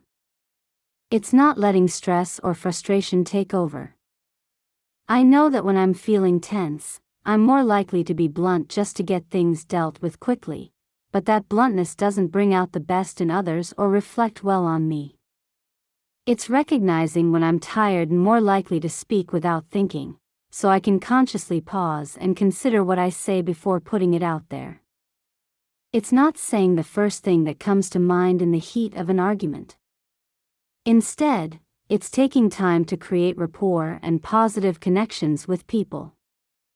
If you think this sounds a lot like empathy, you're right. Empathy plays a huge role in emotional intelligence. Empathy is about understanding people's issues and perspectives, and that's essential for strong emotional intelligence. However, empathy is not the only factor. EQ is a broader subject that employs empathy, amongst other things, to develop self-awareness, self-management, social awareness, and relationship management. Those first two, self-awareness and self-management, are about knowing yourself, understanding your emotions, what triggers them, and managing your actions. The latter two, social awareness and relationship management, are about how you relate to groups and can trigger other individuals' emotions. I highly recommend reading Emotional Intelligence 2.0 to learn more about this simple framework. It taught me to consider my reactions to others and how they change when I'm relaxed, stressed, under pressure, tired, and so on, and how to manage my relationships with others. Be less mechanical and more human. You do need to engage your emotional intelligence. If you don't use EQ as a tool, you end up treating everyone the same, regardless of their situation or the emotions they're bringing to the table. On the surface, that might sound fair and equal, but it doesn't work. Blanket rules don't create supportive environments where team members feel safe, trusting their leaders are there for them no matter what. That sense of security in work and relationships is vital. It provides psychological safety. Without it, people distance themselves and hold back from offering their full effort in an act of self-preservation. When people only think about their own issues without considering others' emotions and relationships, they become narrow-focused. However, if you try to understand each other's problems and work with them, you actually come out better off. Instead of acting like a machine mechanically solving issues without considering the impact, you lean into the strength of your humanity. Additionally, this drives you to better decisions and solutions. As you put yourself in someone else's shoes, you understand their point of view, usually find common ground in both positions, and have a better understanding of the full picture from all angles, which helps you reach far better outcomes. Then, you are automatically perceived better by those you interact with. They feel you understand them, and they like, or at least appreciate, you for that. Remember that your attitude is how others perceive you. So, in this way, emotional intelligence and attitude are entwined. It's really difficult to demonstrate a positive attitude if you're bad at managing your EQ. On the flip side, tapping into and improving your emotional intelligence inevitably improves your attitude, and therefore your success, prospects, and happiness at work. EQ is not static, thankfully. It is possible to strengthen your EQ. Some people are quick emotional learners, and this comes easy to them. It seems like an innate ability for those lucky ones. A few were taught as children or learned later in life to be especially aware of emotions. Others struggle with this, and that's okay. Regardless of your natural talents or how you were raised, you have the capacity to develop your emotional intelligence. Just as you learned in the last chapter about applying a growth mindset to your practical skills, you can do the same for this less tactile subject. EQ is not static, and neither are you. Just as you can learn to code, understand blockchain, or discover how to cook a turkey, you can train yourself to better understand and manage your emotions, be aware of social dynamics, and respond well to the emotions inherent in relationships. Use the insights from the previous chapter to applying a growth mindset to this subject. The 4 stages of competence. The 4 stages of competence is a learning model that describes the psychological progression of learning. Its exact origin is somewhat unclear. Various teaching and coaching settings reference it earlier, but it became popular in the 1970s when Noel Birch used it to teach the 4 stages of learning any new skill at Gordon Training International, an HR training organization. This model says that you start learning at stage 1, unconsciously incompetent. You don't know what you don't know. You have no idea you aren't good at a particular skill. If the skill is, say, learning to drive, you might think it will be easy. This is a dangerous stage in certain situations. As we are not aware of our shortcomings, we might take actions, risks, or make decisions that are far beyond our level of competence, setting ourselves up for potentially negative outcomes. Stage 2 is consciously incompetent. Now, you know you aren't good at a particular task or skill. You're aware of your shortcomings. You grind the gearbox as you try to shift gears and forget to check the mirror before signaling, even though you know you should. You are now aware that you can do things, but you still have to go slower than you might want, and do steps one at a time. But this is a very important stage. It's when you get to this, here, that you realize you still have things to learn, and that realization will allow you to focus your efforts. It's at this stage that your growth mindset kicks in. In stage 3, consciously competent, you can do the skill, but it takes deliberate effort. You change gears without too much clunking, but you have to think through every step as you go. By now, you are competent and can go through it, so it's not so much about learning anymore, but about practicing and continuing to train yourself. The final stage is unconsciously competent. You're good at the skill and don't even have to think about it anymore. This is when you drive while thinking about work, the weather, or what you want for dinner that night. You can move through these 4 stages with any skill. So, the first step in strengthening your EQ is to become conscious of your current ability, or incompetence. You may already know this in your gut. Many people have a sense of whether they're good at recognizing their and others' emotions or whether they struggle to connect. Be honest with yourself, take the first step, and become consciously incompetent. Easy tools to improve your EQ. If you need help assessing where you currently stand, you can adapt the 360 exercise from Chapter 1 to focus on EQ, and it works wonderfully. This is the process in which an outside party or your HR department sends a questionnaire to your colleagues. The answers are anonymous and let you see how others perceive you and how that differs from how you see yourself. Take the same steps as outlined previously, but instead of focusing on the key behaviors for your role and company, ask the organizer to choose questions about your professional relationships, how you manage your emotions, how you relate to others, and how colleagues feel about you and around you. Another simpler and less formal tool is just to ask for honest feedback from people you have a close relationship with. Sit down with someone you trust and ask for their opinion on how you manage your emotions and relationships with others. Do you think I show empathy? Would you describe me as more people-focused or results-focused? Why? Of course, if you're like Hitler, it'll be hard to find people who'll be honest with you. But I guess that's not you, so the first step is being consciously open to receiving feedback, even if it's negative.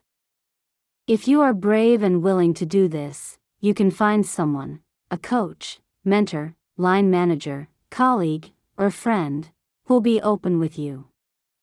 When you find this person and go into the conversation, try not to get defensive. It's easy to criticize in negative comments. She's wrong. He didn't understand the situation. I'm not really like that. If you openly criticize, your trusted person might clam up. They won't want to keep going if you're not willing to listen. We talked about this challenge in Chapter 1 as it's common and very human. Revisit those pages if you need a refresher. There are also some self-assessments you can take. One of them is available online with a code you can get in the Emotional Intelligence 2.0 book I mentioned before. Know yourself, understand others. The tools above ask other people questions, as others often see us more clearly than we see ourselves. Yet, there is still immense value in asking yourself questions. You will have more honest and accurate insights about the motivations behind your behavior than outsiders.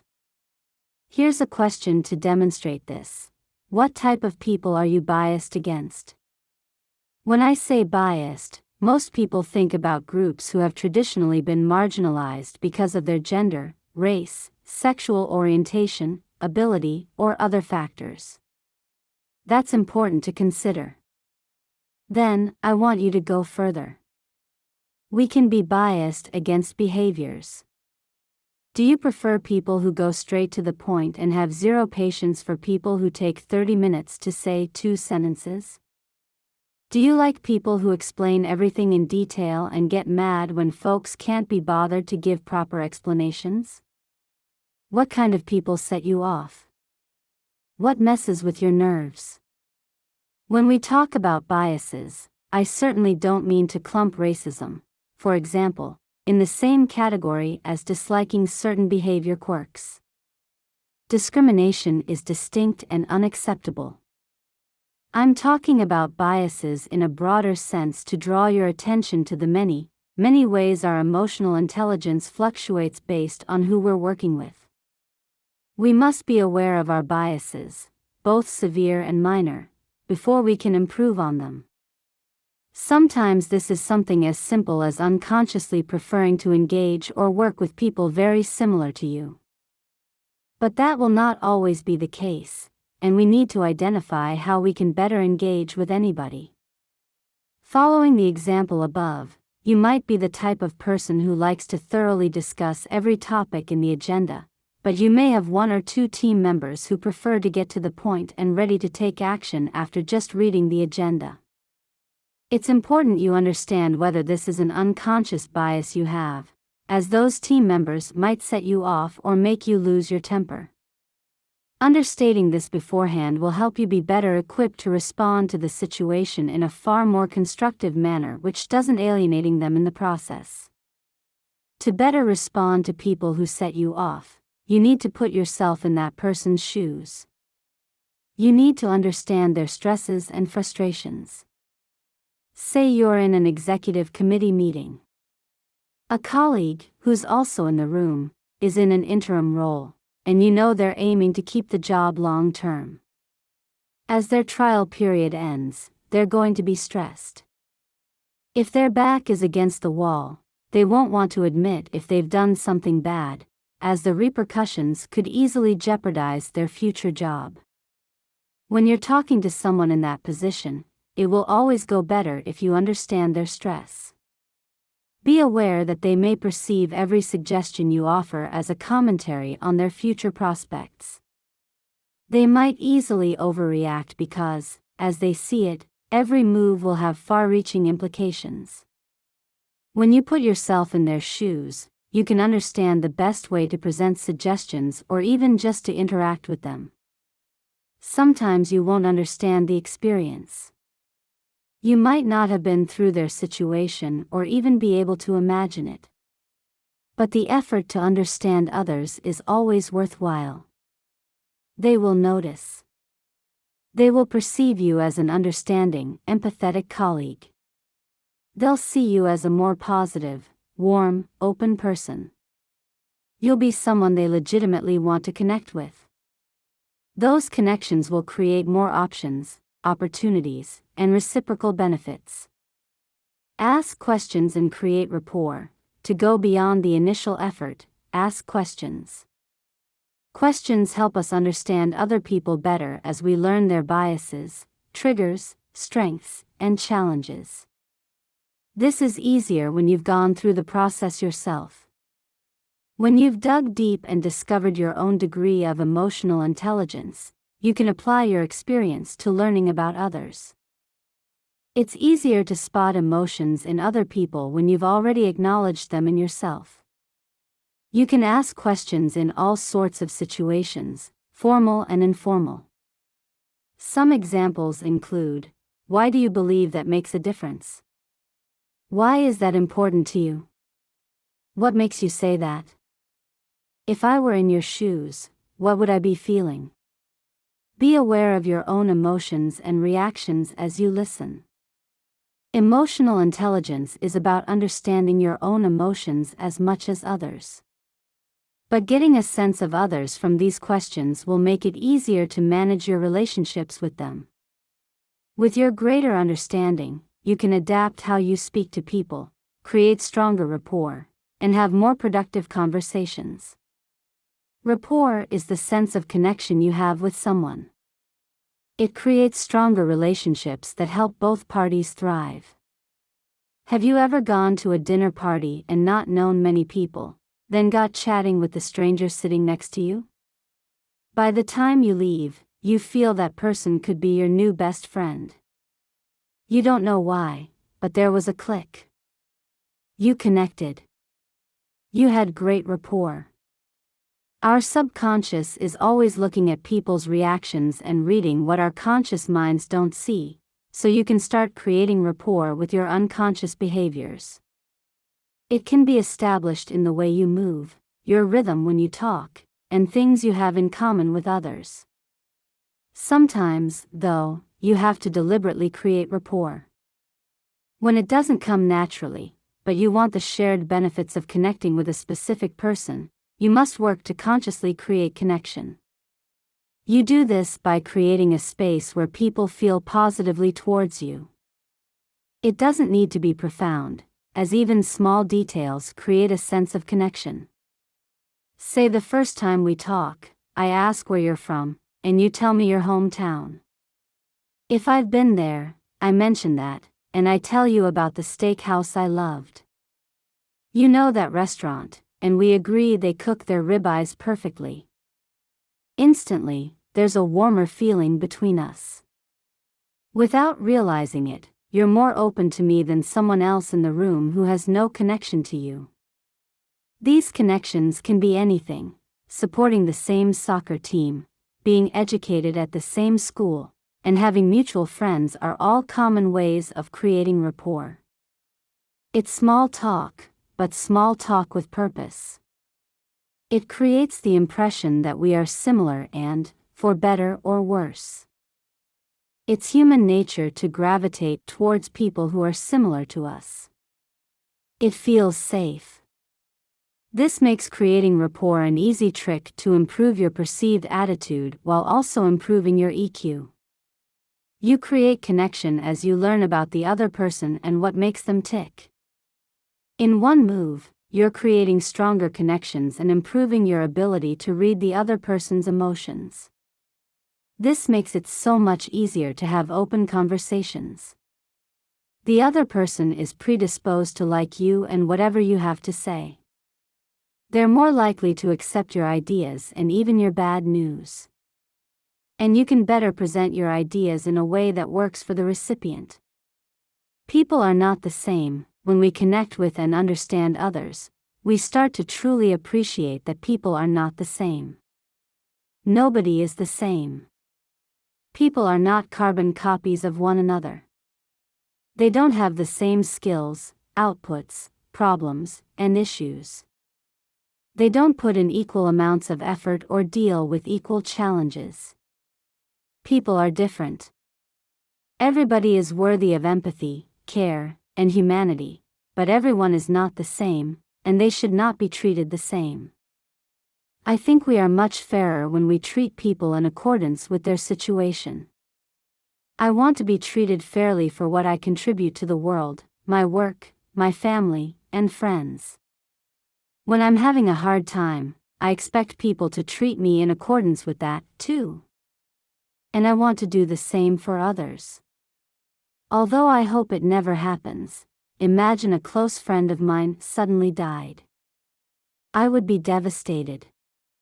At work, I'd be distracted and slow. In most places, the law wouldn't allow me time off as it only offers bereavement leave for immediate family members, and company policies often follow suit. If my team leader insists on applying the rules without considering my unique situation and how I'm affected by my grief, neither of us will do well. I'll continue to struggle. I'll perform worse at work. I might be pissed at them and the company. But if my boss understands that I'm not coping, if they react to my unique situation and give me time off, even though the law and company policy doesn't allow it, I would respond well. I'd feel connected to them and cared for by the company. I'd know they understood what I was going through. Although grief isn't something you can get over in a short time, the break would give me a chance to process my emotions and come back to work with more focus. But again, remember, this is not a recipe. For some people, being able to continue working through a period of mourning is actually what they need to keep their mind occupied. Ask questions and understand the people around you. Let's look at a more commonplace example, and one that I have first-hand experience with. I can be impatient and sometimes come across as arrogant. I learned this about myself over years of developing self-awareness and understanding others' perceptions of me, and I try to control these less-than-awesome traits. I tend to grasp concepts quickly and like to promptly move to the next subject. In meetings, though, you can't always move at your personal pace. Other people might ask questions about the idea we're discussing. They might ask a lot of questions. We might end up talking through an idea for what feels like a lifetime. I once asked my line manager what I needed to work on, and he asked me to remember that everyone comes to subjects at different levels of understanding. I know my work well, but if you draw me into a conversation about quantum physics, I'd have to ask a lot of questions. Our culture often teaches us to be humble about the things we excel at, but if you grasp concepts quickly, you might share my frustration with discussions which seem to drag on. Why don't we move on already? However, if we take a moment to step into other people's shoes, we remember that grasping these ideas might not be easy for everyone. Others may need more time, and it's considerate and kind to give them what they need to be comfortable with the conversation. I am not at the level of unconscious competence with this yet. I have to actively think about it. I slip up, get impatient, and have to remind myself that everyone around the table is different. My colleagues have strengths that I do not. They naturally understand things that take immense work for me. We are not the same, and that is okay. But if we all make this effort with each other, we will also help all of us have the opportunity to reach the same levels of knowledge together, and that will actually make us a much stronger team. Keep developing your competence. When I catch myself being impatient, I can manage my behavior. I take a deep breath. I force myself not to speak or ensure I'm the last to speak. I listen to the questions and conversations that clarify the idea. I stay quiet and in the moment.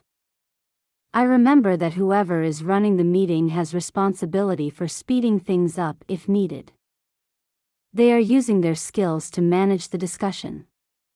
And meanwhile, I can develop my consciously incompetent skill set. This takes time. Developing skills, asking questions, and creating rapport cannot be done in an instant. It's easy to think of the work environment as an impersonal space, but we're building relationships with our colleagues. That's worth the time investment. Depending on your role, you may also be building relationships with clients. I was an auditor early in my career, so these skills weren't as essential then. I didn't talk to clients much as a junior auditor. And no one likes auditors much, anyway. As I became more senior with a team reporting to me, EQ became more relevant. For most people, though, especially those in sales, big teams, and less technical positions, these skills will be vital from day one. And from day one, you can work on this.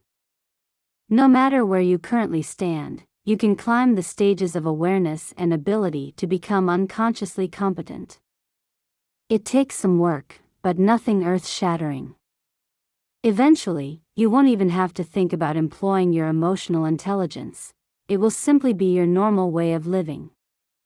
The great news is that you don't have to wait for that stage to reap the benefits of emotional intelligence.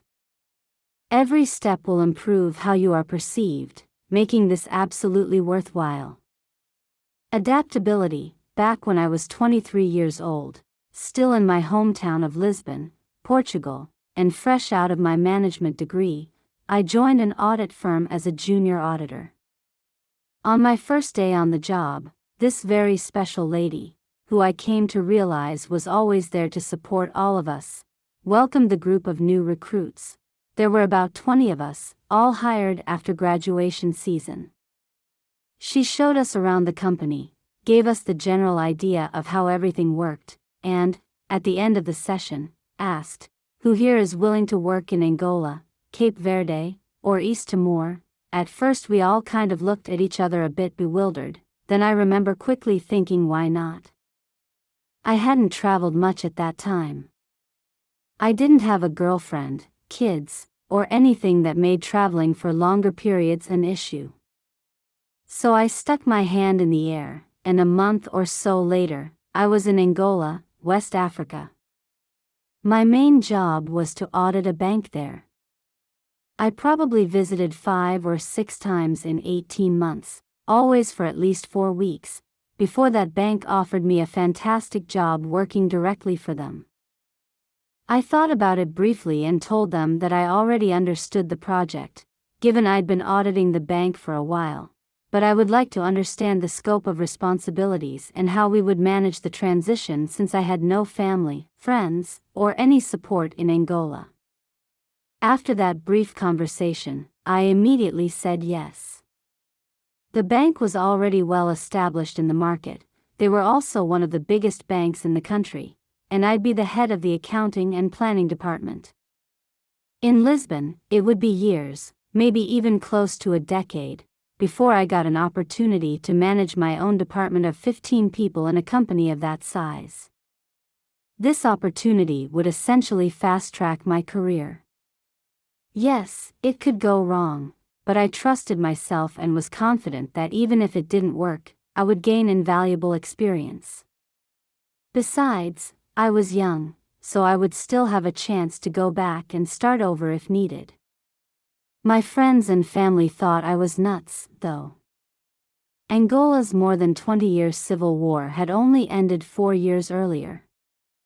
In their heads, it was still a dangerous place, and some news about the country that reached Portugal focused on the negative sides. My family thought I was crazy, but I knew the country better than them. I knew there were many good things, and it was not at all what they imagined. I figured I had a great opportunity to grow my career and try my hand at new skills. And boy, did I have to grow. I had not only to adapt to the country's culture, but the new job was 2 or 3 tiers above my old one, and that was a challenge. I didn't have a lot of experience in this area, so I put in plenty of hours. Some nights, I was in the office until 1 a.m. trying to understand what the hell was happening in this dynamic, fast-growing bank. My employers had taken a risk in hiring me since I was relatively young and inexperienced, and I wanted to do right by them, so I worked long and hard. I only realized later on, with more experience, that they did not hire me just for my technical skills but, above all, for the attitude they perceived while I was there as an auditor. I had fun, too, adapting to new responsibilities and figuring out challenges. The bank was already a good size when I joined, but Angola had a new economy coming out of the war, and it was in a growth phase. Nothing was boring. Everything was growing and changing. It was dynamic. I learned so much and got to be involved in many areas and different projects within the bank. It felt like I was helping shape the company and the industry in Angola. After 9 great years, everything was ticking along smoothly. We'd assembled a great team. People knew how to do their work. The team was very autonomous, and my challenges started to drop off. I didn't have to do as much problem solving or adapting to changes. When an opportunity came up at a relatively new bank in the country, I decided to accept the new challenge. This new bank was much smaller and somewhat unknown in Angola, but it was part of the biggest African banking group. I had no idea what the culture would be like, but I thought there was a lot of potential for growth, both for the bank and for me. Plus, being in an international bank definitely seemed to open a lot of learning opportunities, as well. When you start a new job, it can feel a bit like being the new kid at school. Are they going to like me? Will I fit in? I knew I could do my new job well. I had confidence and a positive mindset, but would colleagues like the way I did things? Would their culture match my style? I soon came to realize their culture was very, very different from that of my previous company. I was used to a less formal decision-making process, with much more autonomy in making my own decisions and those of the area I was heading. In this new challenge, I found a more formal structure with a strong governance process and great oversight from the larger group to which the bank belonged. Decisions were more collaborative and committee-driven, rather than taken individually, but that came at some expense of speed and flexibility. I was used to individuals moving faster without needing to run things by committees or get approvals. The transition was tough. After all, I had spent 9 years in the previous role, so most things there felt like second nature. After the first month, I realized I was somewhere with a very different culture, and about 6 months in, I wondered if I could ever make this work. But I kept at it. I asked for help when I needed it and moved forward, always with the goal of contributing positively to the bank's evolution. Finally, one day, about a year in, I looked up and realized I was comfortable at the new bank. There wasn't a specific moment where everything shifted into place, but it was rather a gradual process of adapting and integrating into this new world. And eventually, it felt like a world I understood. This was a place I could navigate with comfort and where, despite doing things differently, I felt I could still add value. Also, it was, as I anticipated before accepting the challenge, a place where I was learning and evolving a lot as a professional and as a person. Not long after, the bank's leaders invited me to take a more challenging role as the chief financial officer, and just a year after that, they challenged me again to move to the role of executive director. They said they liked what they saw and what I brought to the company, and that my attitude was my biggest asset. That validation was big for me. I hadn't understood this company entirely from the get-go, but I kept working at it, adapting, trying to do the right thing, and it paid off. I learned that I could adapt and bring my best to any environment, and that I could add value in doing so. Adaptability is a lever for attitude. My willingness to adapt acted as a lever throughout my life, shifting me into a position where my attitude could be perceived positively. When I was new to Angola and a job beyond my experience, I worked hard to adapt to the culture and the role, and my colleagues liked my attitude. As a result, I found success at work and in my new country. I've been in Angola for more than 15 years now, and it is truly my home. It wasn't a simple process. I wasn't completely aware of it at the time, as I was young and not very introspective, but I was unconsciously making some complex adaptations that helped me settle into and succeed in my new world. They were complicated, for a start, because Portuguese and Angolan cultural expectations can be quite different. It can be dangerous to make generalizations about countries, but it's unrealistic to pretend there aren't any differences.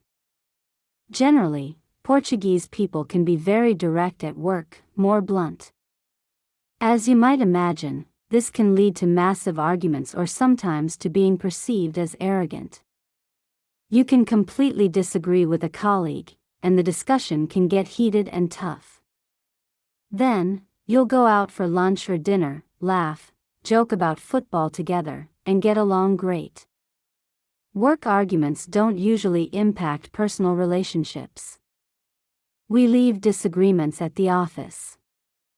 In my experience, what I felt arriving in Angola was that if you're blunt with someone, they'll take it more personally, and that can cause problems. Naturally, they don't want to cooperate with someone they believe has an issue with them or that they feel is arrogant or dislikes them. I've seen many people arrive in a new country with a mentality of, I do things this way, and everyone here just needs to accept that. If that's the attitude you want to take, that's your prerogative, but you can't expect it to lead to success. When I moved to Angola, I learned that if I wanted useful communication that led us forward, I needed to adapt my way of speaking. I'm naturally a little harsh and impatient, but I have to be more easygoing if I want successful work relationships in Angola. And you know what? I like being easygoing. It's a great way to be in the world. Adapting to the style of my adopted country was a great tool to communicate better in every situation. Later in my career, when I moved on to new challenges at a new bank, adaptability helped me build relationships, even as I struggled to find my place in a very different culture. My new colleagues were very welcoming and warm.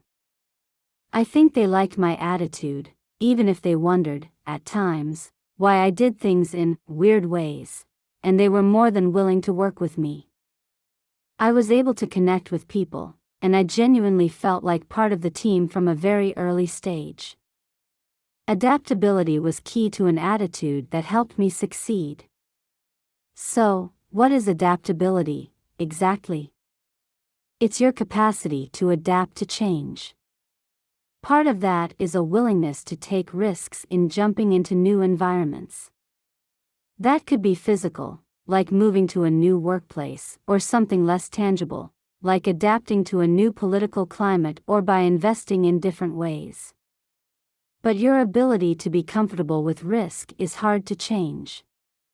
It's deeply ingrained, starting with life lessons from childhood. It's easier to change your level of curiosity, which is the other element of adaptability.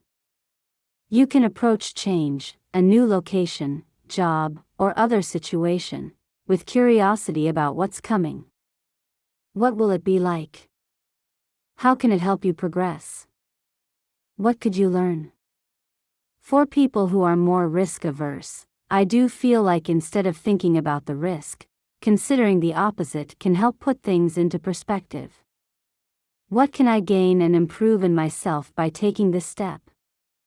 Benefit from curiosity. In the movie The Last Samurai, Tom Cruise plays Captain Algren, an American military advisor captured by the samurai, a group of traditional warriors in Japan.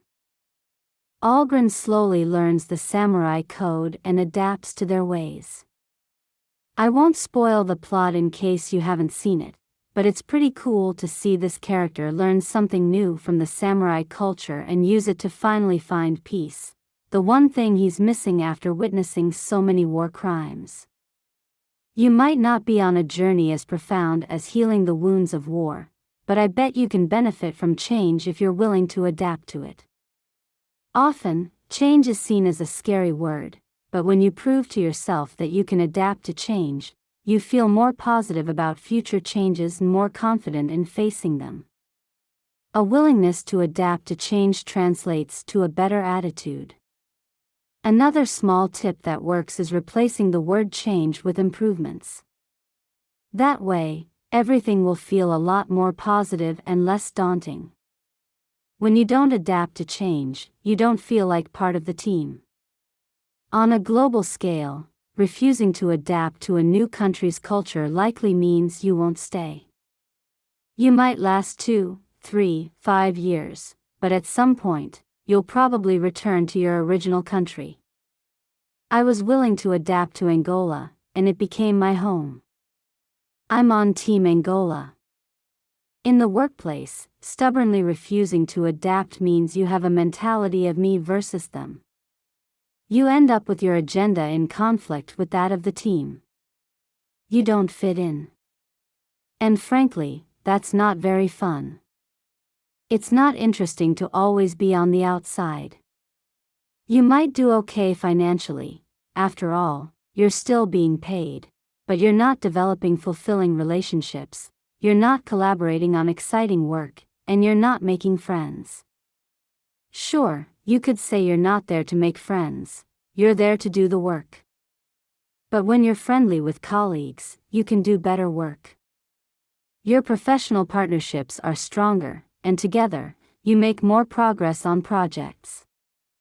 Plus, those stronger relationships help you become less stressed and more tranquil, which creates a better mindset for you to focus and get creative.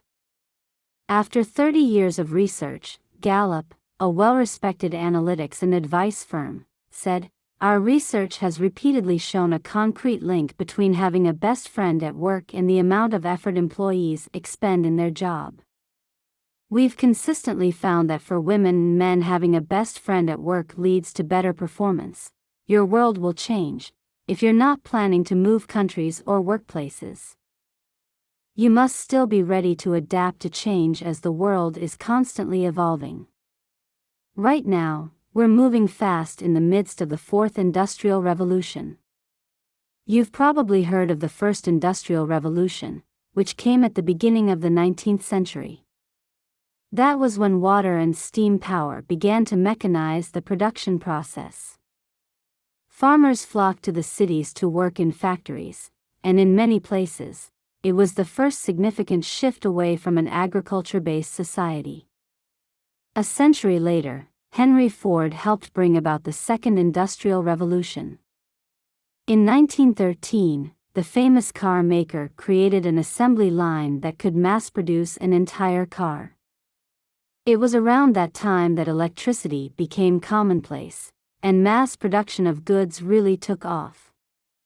The third industrial revolution was when electronics, telecommunications, computers, and the internet came along in the mid-20th century, completely changing how we live and work. Most of us are familiar with this one as we've grown up within it. The fourth industrial revolution, which we're experiencing now, is propelling us forward with automation, machine learning, big data, the Internet of Things, sensors, and all the inventions that connect the world at a faster pace than we've ever seen before. With massive innovations in combining technologies, there are many more developments within sight. I've talked about blockchain and nanotechnology, artificial intelligence, gene engineering, self-driving vehicles, cyber warfare and its prevention, breakthrough materials, digital art, wearable devices, biologic drugs, virtual reality environments, 3D printing, and intelligent robots are just a handful of other examples of changes driven forward by the fourth industrial revolution. We're experiencing so many developments that change our world, but we're also experiencing a new pace of change. The time gaps between these revolutions are shrinking while their impact is growing. Previously, a development might take 50 years, and now its equivalent will occur in just a decade. Think about what you have on your phone, for example. You used to be able to fill a desk with your calculator, schedule, phone, ruler, camera, clock, notebook, and work files. Now, there's a concept in technology that says the number of transistors we can fit on a microchip will double every 2 years, thanks to smaller and more cost-efficient development and manufacturing processes. Gordon Moore, the former CEO of Intel, observed this happening in 1965 and predicted it would continue for at least a decade. More than 50 years later, his concept has proven consistently accurate, and it's now referred to as Moore's Law. Thanks in large part to this exponential increase in technological power, your entire desk now fits on a phone in your pocket. Cell phone upgrades are just one example, and I bet you can name 100 others that show the speed of change is cumulative and exponential. Change is getting faster, it will continue to get faster, and it affects everyone. Just ask the guy who manufactured desktop calculators. In our lifetime, we will never experience change occurring as slowly as it is today. Change will come faster tomorrow and every day after that. This is our reality. Do you find that daunting or exciting? Your workplace will change. Your attitude towards this depends partly on the notion we discussed in Chapter 4, we are not what we do. I am an executive director of a bank, but that is not who I am. It's what I do. I don't imagine it will happen, at least not in my lifetime. But let's say blockchain takes over the world, traditional banks are too slow to adapt and go out of business, and I become unemployed. There are no more old-fashioned banking jobs which I can apply for. That's okay. I've developed my confidence and a positive growth mindset. I can get a job as, say, the head of data for a medical technology company, an outdoor clothing manufacturer, or an airline. If I worked hard and became considerably more imaginative, I could even become a YouTube star. I'd probably need a lot of coaching for this one, but why not? 10 years ago, I wouldn't have believed that could be a real, income-earning job, yet today it is, even if I don't understand it completely. We cannot imagine what kind of jobs there will be in another 10 years. But whatever comes, I face it with a growth mindset. I can choose to take on something new because I can learn and adapt beyond my existing experiences. You can too. Remember neuroplasticity, we all can. Yes, it can be daunting to face the unknown, but when you are confident in your capacity to adapt, you can confidently take on a new industry, a new job, or a new way of doing your work. The world is changing so fast that the techniques, technology, and assumptions you use in your current position will likely be completely different in 5 years. Your job will require other skills. When I got my first job, being a good finance guy meant you had to be really good with Excel spreadsheets. You needed to know accounting left, right, and center. You had to understand all the accounting rules and formulas. Now, computer programs do a lot of that for you. The most skilled financial people today understand analytics. They look at data science, visualize what it means, and tell stories with that data. They make sense of marketplace behavior, trends, and predictions. 10 years ago, no one asked the finance people to do that. It was all about numbers.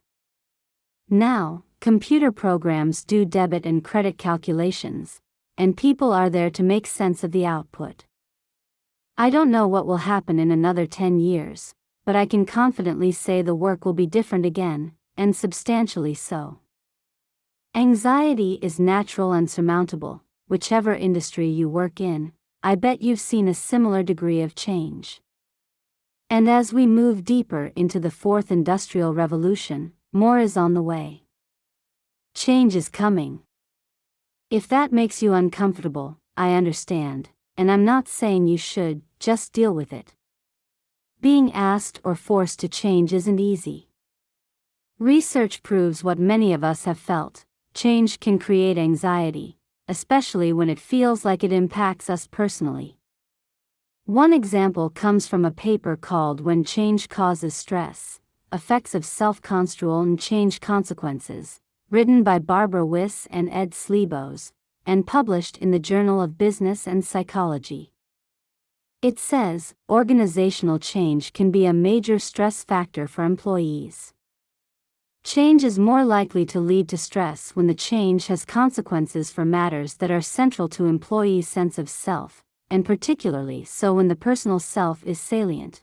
This means if you approach change knowing you can adapt to whatever it brings and the change does not determine your identity, you will feel more confident handling the change. You won't be in a defensive place, trying to protect yourself from potential failure. You'll be focusing instead on curiosity. You'll be looking forward to trying, tweaking, and experimenting with this new thing. By default, that removes you from negativity and pushes you into a more open, peaceful attitude.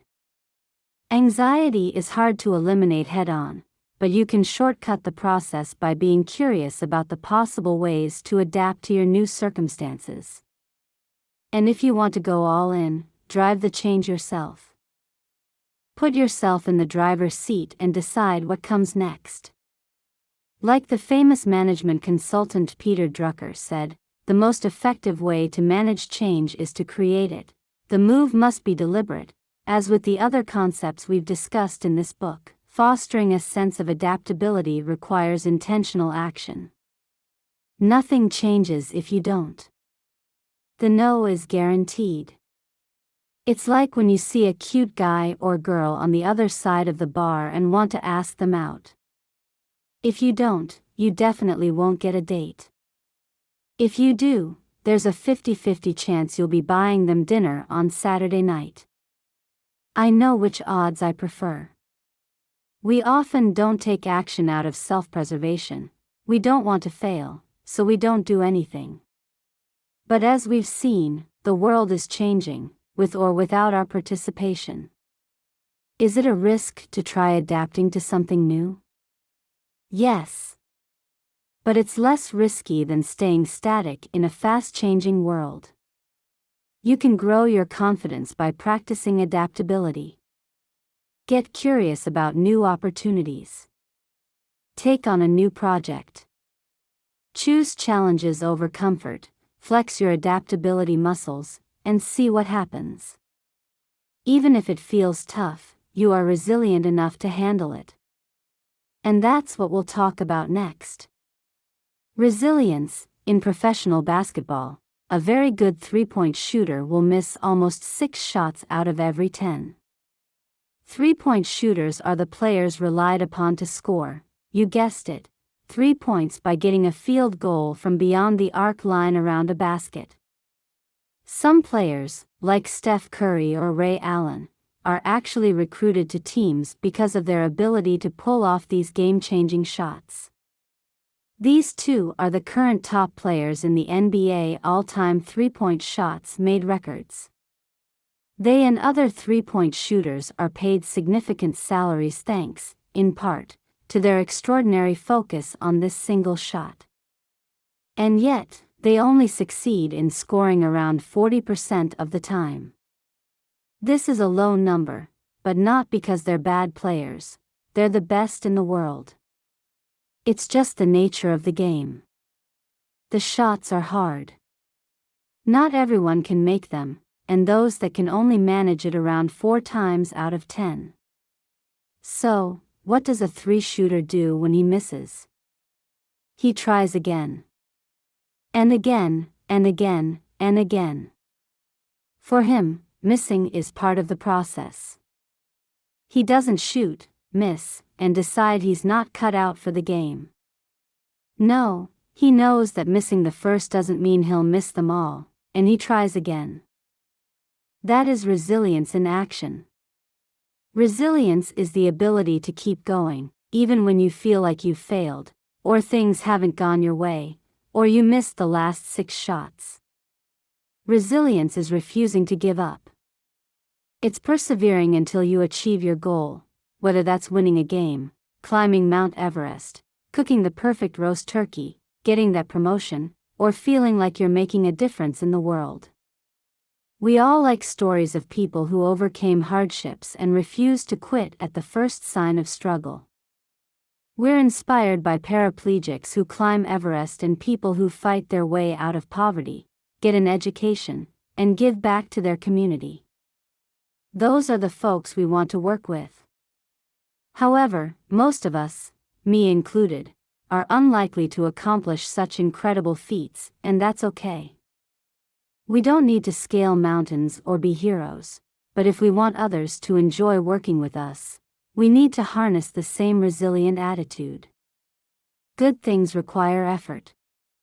You might get lucky and occasionally have things come easy, but generally, you'll need to put in effort to get what you want from life and work.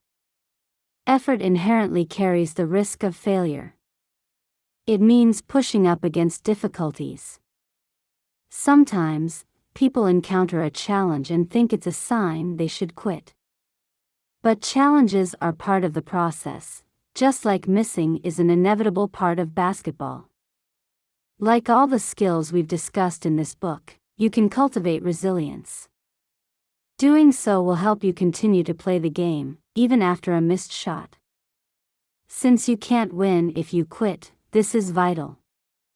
You must be in the game and keep playing the game to stand any chance of success. But resilience has another benefit, too. It makes you the workplace hero.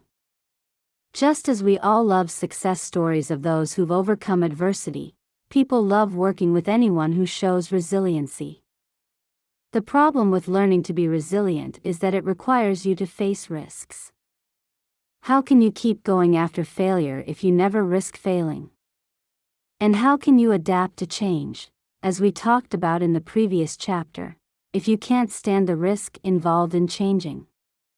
You start by repositioning risk. Proactively choose how you'll position risk. Let's imagine at the weekly team meeting your boss says he wants a volunteer to take on a new project. It sounds challenging. It's not the type of work you're comfortable with, but you've been developing your growth mindset. And you're positive you'll figure out this new project. It is a stretch, though. You're not completely confident you're ready for it. Here's what you do: be honest, to yourself and to others. Admit you're not ready for this challenge and acknowledge that it's 2 or 3 tiers above your current level. Then, be honest about your desire to try. Tell your boss you want to put yourself out there, learn, grow, and hopefully succeed, but you're not an expert in this area, and you may need some help and guidance. This proactive conversation lets you position the risk realistically.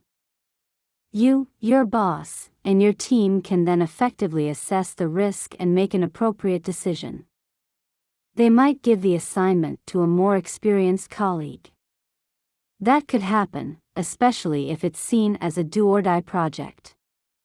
In that case, appreciate that you didn't have the stress of taking a risk on such a vital task, and you might even have a chance to accompany the project as a learning opportunity.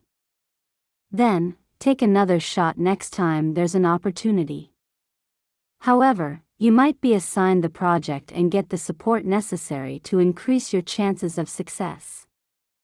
Your group may say, "Yeah, that's cool. You can take this on, and we'll get someone experienced to run through the details with you." This is your best chance for success. Plus, you've positioned the risk appropriately, so if things don't work out, your boss won't be blindsided. They know failure is an option, and they can plan accordingly. Failure is learning. It's worth mentioning here that I don't love the word failure. I've used it in this example as it's how we often think of risks: they succeed or fail. Failure, though, implies a total loss, which is rarely the case. When things don't go as planned, you usually learn something valuable that contributes to success in the next challenge. Well-known, forward-thinking businesses like Google, Amazon, and Netflix actively reward employees for taking on a growth mindset, being adaptable, and taking risks. Some companies even give team members the stage after a failure to publicly share what happened so that everyone can learn. In places with such a work culture, you don't need to reposition risk using the honesty strategy we discussed, as they already understand failure is essential for learning. Admittedly, these companies are not that common yet, but they are a growing trend. Most businesses have a more traditional, closed attitude. If that's your workplace, honest statements are crucial in managing expectations. And when you manage expectations effectively, you minimize the risks involved in stretching your skills, adapting to change, and developing your resilience. Leaders want this. They want their team members to learn, understand more, and be ready for the next challenge. This is why most leaders will welcome your initiative and readiness to take on risks. I think it's wonderful when a colleague is ready to take a stab at something new for the good of the company. Someone with that positive attitude is so much more appealing than the person who always says no, stays in their shell, and protects themselves at all costs. This means the risk of stretching, growing, and trying is always worthwhile, and you can manage the risk by repositioning it in advance. That is truly wonderful. Avoid absurd resilience. Some people don't struggle with resilience. Some never give up, ever, no matter how difficult, absurd, or destructive the challenge. These folks will continue to push at a project no matter how clear it is to everyone else that they're trying to shove a round peg in a square hole. It simply won't work. You don't want to be resilient to the point that you don't give up when you really should. Unfortunately, there is no clear line marking good challenges from ridiculous ones, and a moonshot challenge for one person could be well within reach for another. The only way forward is to apply good judgment. Take on challenges that feel outside of your reach but not absurd. Try difficult tasks, but take them on in increasingly difficult increments. What that means in practical terms will change as your experience and perspective change. It's also good to have a mentor or friends who are not personally involved, but who you can speak with about those projects to gather independent and detached feedback. It might be a great way to understand when you are investing in something that is destroying value rather than creating it. And when that happens, you can recognize that you failed, realize what you learned, and move on to the next challenge with the same energy and commitment but more prepared by the former lessons. Success in many cases is a process of iterations, several failures or incomplete results whose learnings lead to a final accomplishment. Risk changes with perspective. Risk is often about perspective. If you only have $10 in your bank account, placing a $10 bet is a significant risk. If you're a millionaire, you won't feel any risk. As you continue taking risks and developing your resilience, your perspective will change. Some challenges might look small compared to a big risk you recently took. After I moved to Angola, where I had no friends or family, other decisions or situations just didn't seem like such a big deal. I have yet to encounter a challenge as big as that decision, decades ago, to move country and change my life completely. Going through with that move gave me so much confidence in facing subsequent difficulties. I survived that experience. I can cope with whatever's next. If you've never done something as drastic as moving to another continent, gain confidence by growing from wherever you are in this journey. The first time you move jobs is a big deal when you haven't done it before, but it will improve your resilience to change. Even if the move turns out to be a disaster, approach it with a growth mindset, and it will create confidence that you can survive disasters. The experience of adapting to change makes you resilient to more change. At one point, a couple of weeks after moving to my new house in Angola, I got home on a very rainy night to find my living room and one of the rooms completely flooded. Water dripped from the living room ceiling so strongly I could have probably taken a shower there. I had a few seconds of thinking, now what do I do? Then, well, I just got a mop and took the water out. I put some buckets in place and found someone to come and fix the ceiling in the coming days. It wasn't the only time something went wrong in my house. I've had power cuts, broken pipes, more flooding, and blown out generators during power cuts. Every time something falls to pieces, I think, okay, this isn't the first time something's gone wrong. I handled it before, and I'll do it again. I'll get this sorted somehow. And sooner or later, the issue gets fixed, every time.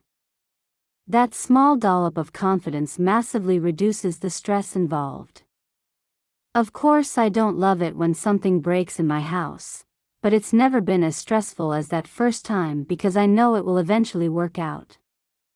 As with many other things, we build a resilience muscle. We become used to taking on things that are not easy and powering through them, and while doing so, we always become more confident in our capacity to do it again in the future. That makes taking risks, well, less risky.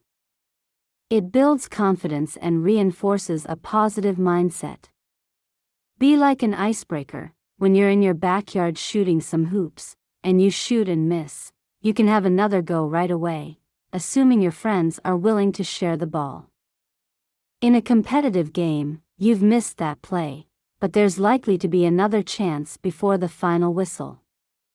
Life is rarely as fast as basketball. If you take a risk and it goes bad, it might be a long time before you take another shot. You can actively reduce the recovery time by choosing to take failure as a learning opportunity. This isn't about just trying to feel better when things go wrong. This is finding the real, tangible lessons in the experience that can improve your chance of success in the next challenge. Go into risks knowing that you might fail and that would be okay. You'll live through it, you'll learn from it, and it will create a greater chance of success next time. Imagine you're one of those massive icebreaker ships. They don't stop because there's ice. They expect the ice. They know there will challenges. They will face resistance, there's no question about it. But they embark on the journey anyway, and they keep going when that ice hits. All of us are hit with challenges in our day-to-day lives, sometimes constantly. The people who succeed are those who remember that challenges are part of the process. They keep going, and so can you. As you go, you'll undoubtedly face problems, extra large chunks of ice that seem like they'll never shift out of the way. Again, facing these is part of the process. So, let's talk next about problem solving and how a great attitude can make it easier to break up that ice. Problem solving. Imagine 4 people standing in a square, facing each other. They're all pointing at each other, arms crossed, creating almost a circle of accusation, everyone pointing at everyone else. This is what often happens when problems come up in business. Each team member looks for someone else to blame, and everyone points the finger at anyone who might have done something wrong. And in the end, people are so busy pointing fingers that they don't solve the original problem. Even worse, they might not even find the problem, let alone solve it, as they all believe someone else is the culprit and should bear responsibility for it. I call these people problem finders.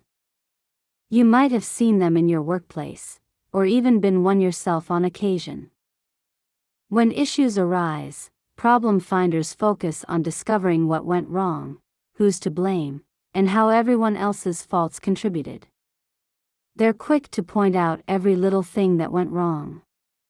Yet while they're talking the issue to death, they don't get any closer to solving the problem. Sometimes, they actually find themselves further away because their relentless discussion has unearthed so many issues that they don't even know what to solve anymore. It's easy to use blame as a defense mechanism. Problem finders use this behavior as a defense mechanism. Their subconscious thinks, as long as I keep talking about who is to blame, it won't be me. And it's a great defense mechanism because it seems so smart. Look at me. I noticed all these issues that no one else spotted. I'm smart enough to ask the tough questions. I'm preventing and solving problems. If it weren't for me, we'd be in so much trouble. And if we go ahead? Well, I told you this strategy wouldn't work, so you can't blame me when it all goes wrong. Certainly, people don't usually say it so blatantly, but this is the undercurrent involved in problem finding. People don't fall into this behavior because they're a bad person. It usually shows up in company cultures that are relentless with failure and don't use it as a learning tool. In these places, failure is heavily weighted negatively on performance reviews, rather than serving as an opportunity to learn for future attempts. Or it comes up when people are in the habit of being negative. They haven't worked on their confidence, positivity, growth mindset, emotional intelligence, adaptability, and resilience like we've explored in this book. They're afraid of risks, and potentially being blamed for a problem is a really big risk. It could cost them their job, their livelihood, and even their identity, if they're stuck in the trap of thinking they are what they do. Sometimes people were rewarded for this behavior the first few times, being praised for pointing out issues, so they continue. Yet, they don't realize this attitude wears on their colleagues. Initially, they might have appreciated the help, but soon they get tired of all the negativity.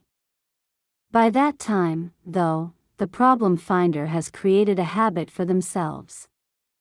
This attitude can also come from a misplaced kindness. Perhaps the problem finder is trying to protect their team from risks. They want everyone to stay safe, so they're afraid for anyone to take a risk. They become a problem finder as it's the only way they know of protecting the colleagues they care about. Problem finding is destructive. I have great empathy for people struggling with these difficult attitudes, and I wrote this book, in part, for them as a guide to finding and training themselves in a more positive approach. If you've been the problem finder in your workplace, I understand that it's an easy attitude to fall into and one that feels safe. However, you need to know that it's destructive. Colleagues will stop coming to you with their ideas as they'll see you as a negative person.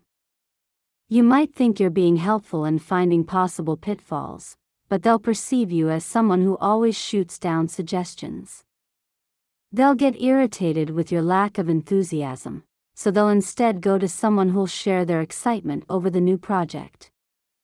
We can't blame them for that. Imagine you tell me you're going to buy a car, and I shake my head and sigh. I don't think that's a good idea, I say. You know the value of a car depreciates the moment you buy it. And what if you crash? You could kill your wife, your kids, yourself. You could run someone over. Why don't you just take the bus? I bet you're rolling your eyes right now. Yes, all my objections are legitimate to a degree, but they're not going to stop you from buying a car. All that happens is you feel drained by my negative energy. You have no energy to continue talking to me, convincing me of all the ways you'll mitigate those concerns. You just want to back away from me, right? And you definitely won't tell me when you're thinking of taking flying lessons. Problem finding in the workplace has the same effect. It draws people away from you. When colleagues expect you to immediately find the negatives, they stop sharing ideas with you. Your negativity draws opportunities, initiatives, and projects away from you. You miss the chance to take risks, even small ones, and grow. It becomes much harder, if not impossible, to succeed long-term at work.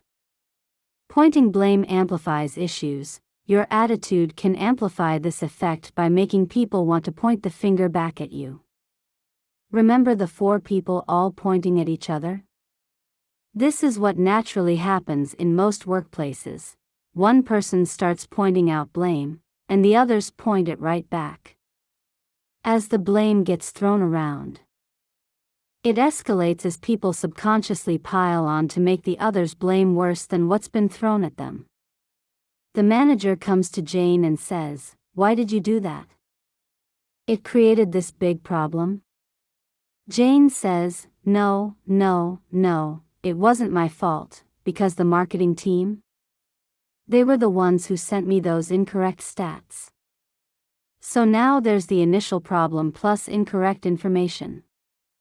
The manager visits the marketing team leader, who tells him, "Well, we gave out those stats because the sales team said the other ones weren't valid. And now sales is involved, and they have another excuse."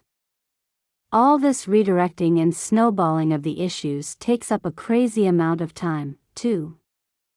The poor manager could spend days, if not months, circling the problem without actually fixing it.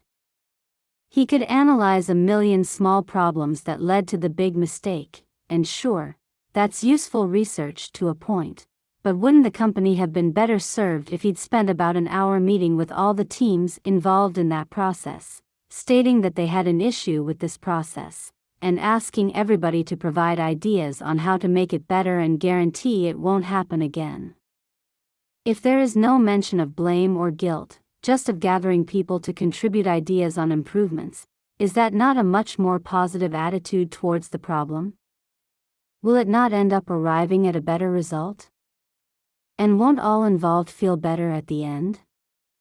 Yes, because they are busy being part of the solution rather than shifting blame and pointing fingers, which, despite the defense mechanism it's triggered by, no one really enjoys doing. You don't need as much info as you think.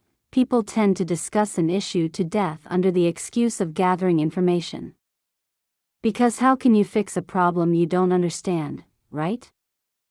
You do need some understanding of a problem before you can fix it, but not as much as you might expect. In most cases, if you have 50, 60, or 70% of the information you think you need, it's time to move forward. When you wait until you have 100%, you're usually too late to solve the issue effectively. Think about a plane that's in trouble.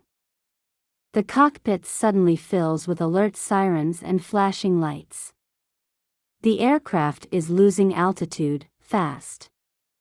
No one knows what happened. The seconds flash by, and the plane plummets faster towards the ground. The pilots have a choice.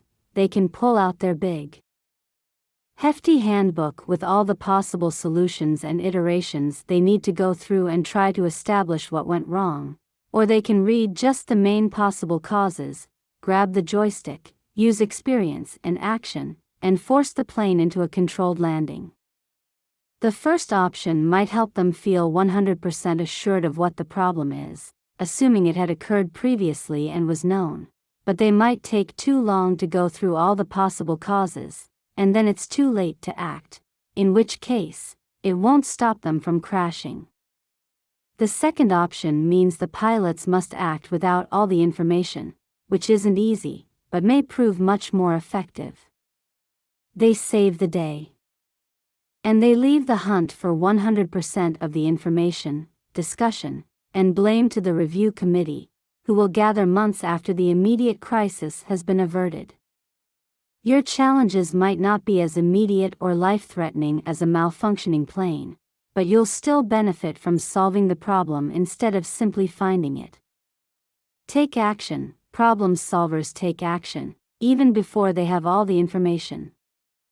If you've traditionally fallen into problem finding, you're well suited to this. You're probably pretty smart, as you quickly spot problems. Solving those problems just requires going one step further to mitigate or resolve the issue.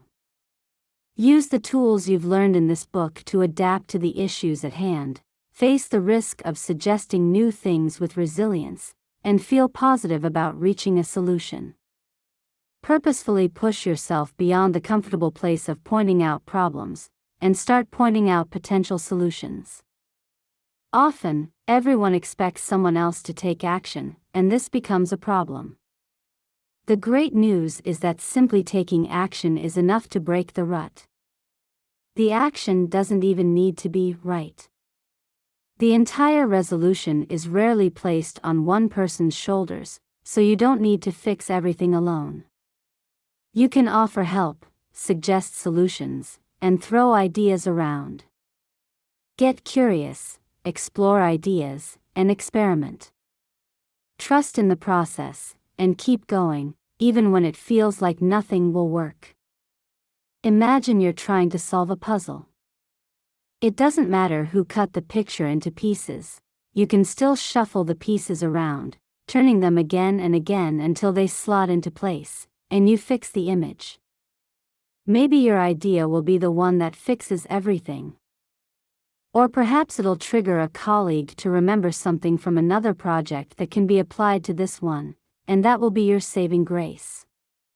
Whether you offer the winning idea or help others get there, you'll enjoy a rush of dopamine released in your brain, giving you this incredible feeling of accomplishment. It's amazing and kind of addictive. You'll start feeling really good about problem solving and want to do more. Trust me, I've been there. And the more you throw yourself into problem solving, the more natural it will feel, and the better you'll be. You'll start coming up with really innovative ideas and effective solutions. You'll have fun fixing even the most challenging issues. Your colleagues will love working with you on the tough stuff, and that sense of accomplishment will grow. That will make life at work feel much more joyful and fulfilling for you, as well. There is a time for discussion. In our example of the plane, the pilots didn't waste time trying to get to a 100% understanding of all the potential causes of the problem before acting, but that doesn't mean no one cared what went wrong. Anytime there's a major malfunction on an aircraft, a review committee will meet to review all the data, understand the issue, and help ensure it doesn't happen again. If it was due to human error, like poor construction of an engine part, they might hold the manufacturing company accountable for their fault. They will factor their findings into future pilot trainings so that others can act quicker in resolving such problems, as well. Once you've solved a problem, you can absolutely discuss what went wrong. If people or groups need to be held accountable, do that. If disciplinary action is necessary, take those steps. I'm not suggesting these things shouldn't happen, but rather they should almost always occur after you've solved the problem.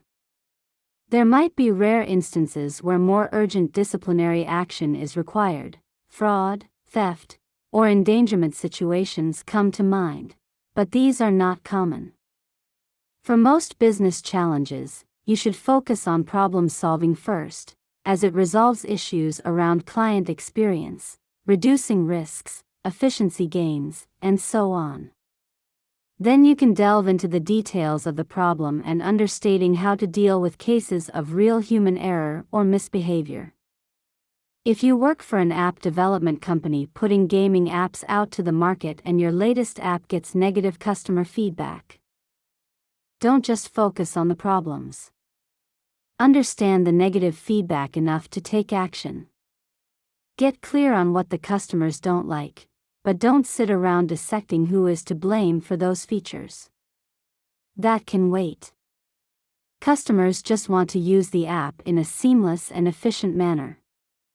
If you take too long to problem solve because you're focusing on blame, then by the time you've solved the issue, you might not have any more customers to sell it to. They'll have moved on to other apps with better experiences. So, get just the information needed to take action. There's a glitch where the app freezes after displaying a commercial, then it closes unexpectedly.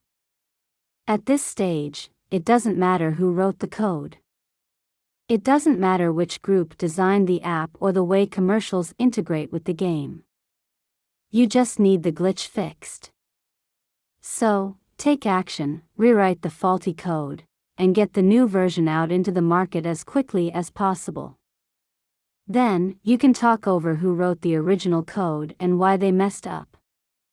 Then, you can see if there are any useful lessons from the experience.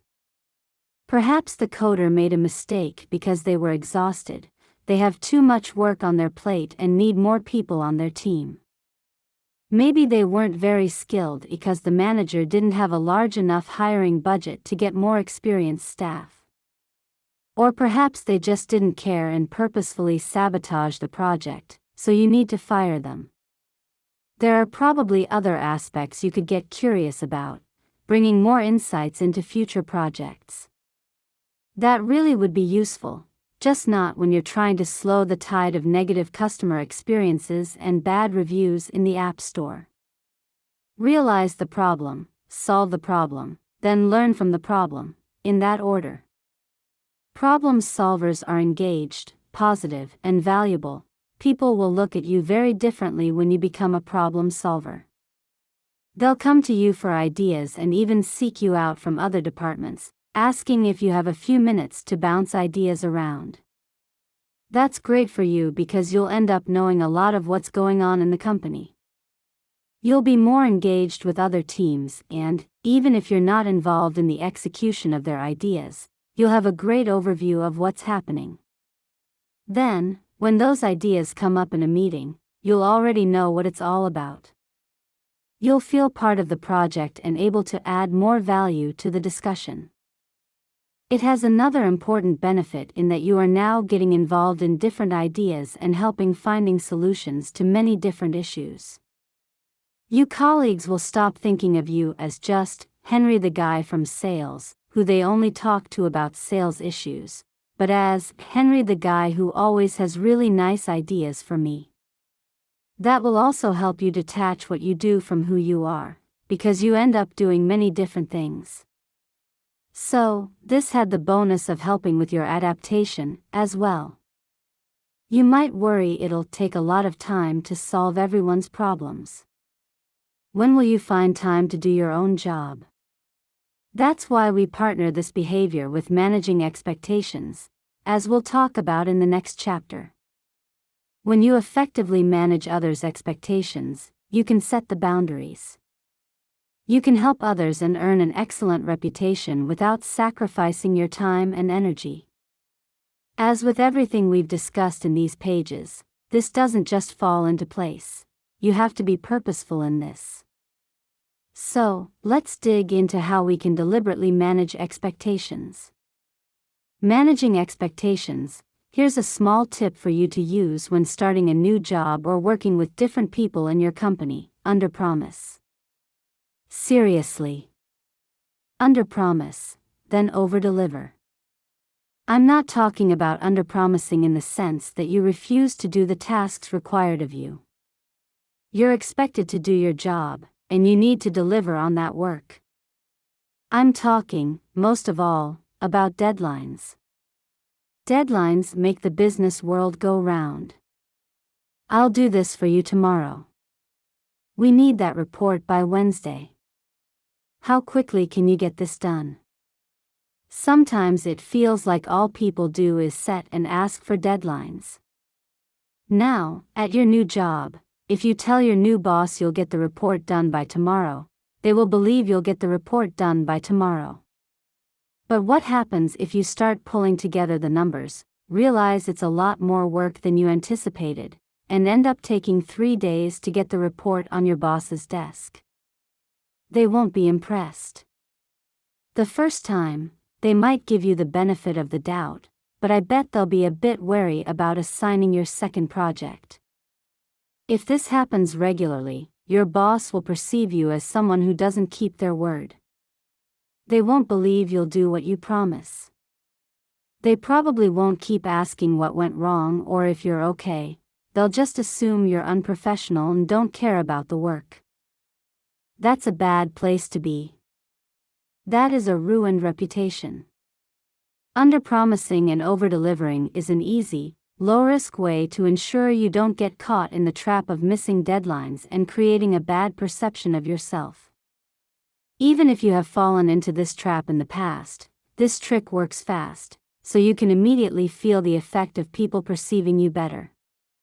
Imagine your team leader asks when you can have the audit report for the last quarter ready. It's Monday morning, and you think the work will probably take 3 days, but instead of saying, end of day Wednesday, you tell your boss you'll have it ready by Friday. This does 2 things. It gives you some wiggle room in case the numbers don't add up and you have to do some more in-depth reporting, and it allows you the opportunity to overdeliver.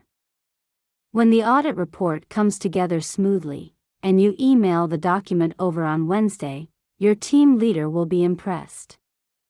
Wow, you got that in fast. Thanks. When you repeat that feat, constantly getting projects in ahead of or on the deadline, you'll be perceived as someone who overdelivers. Your team leader will trust you. They'll feel confident in you. I can see you rolling your eyes already. You might be thinking, people assign me deadlines, I don't get to choose. My job doesn't work like that, our project deadlines can't be moved. I couldn't say that to my boss, they're the one who sets the rules. Isn't this manipulative? These are great considerations, and we'll look at them all. If you ask, you might be surprised, Let's start with how to underpromise and overdeliver without falsely manipulating people or being insincere. It begins with the other person. When someone comes to you about a project, ask when they need it by. They might say Friday.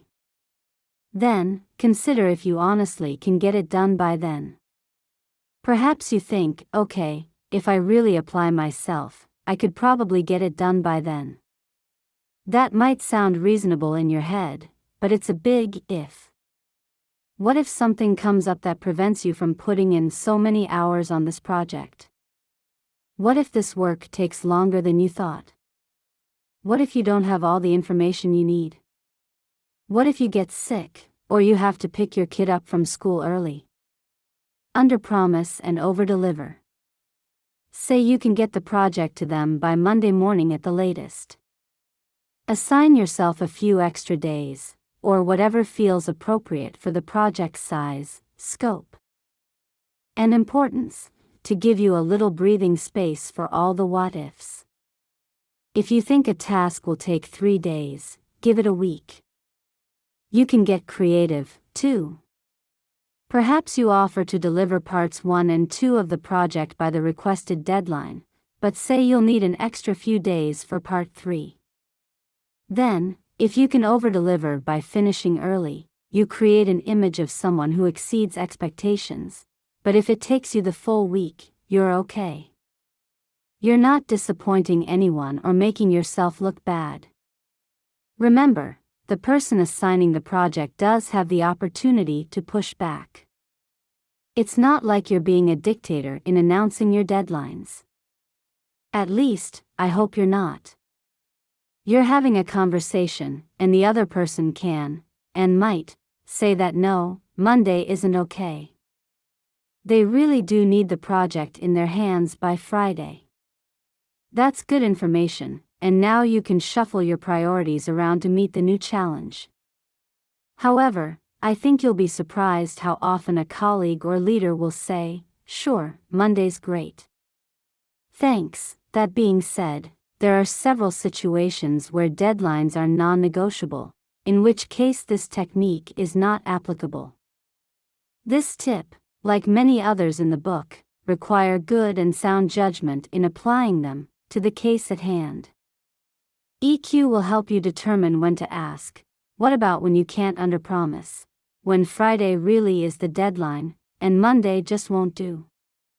I often worked to regulatory deadlines when there was no chance of extending the due date or scope of work. In these situations, the best way to develop a good attitude is not to ask for impossible timeline extensions but to lean into the second part of the phrase, overdeliver.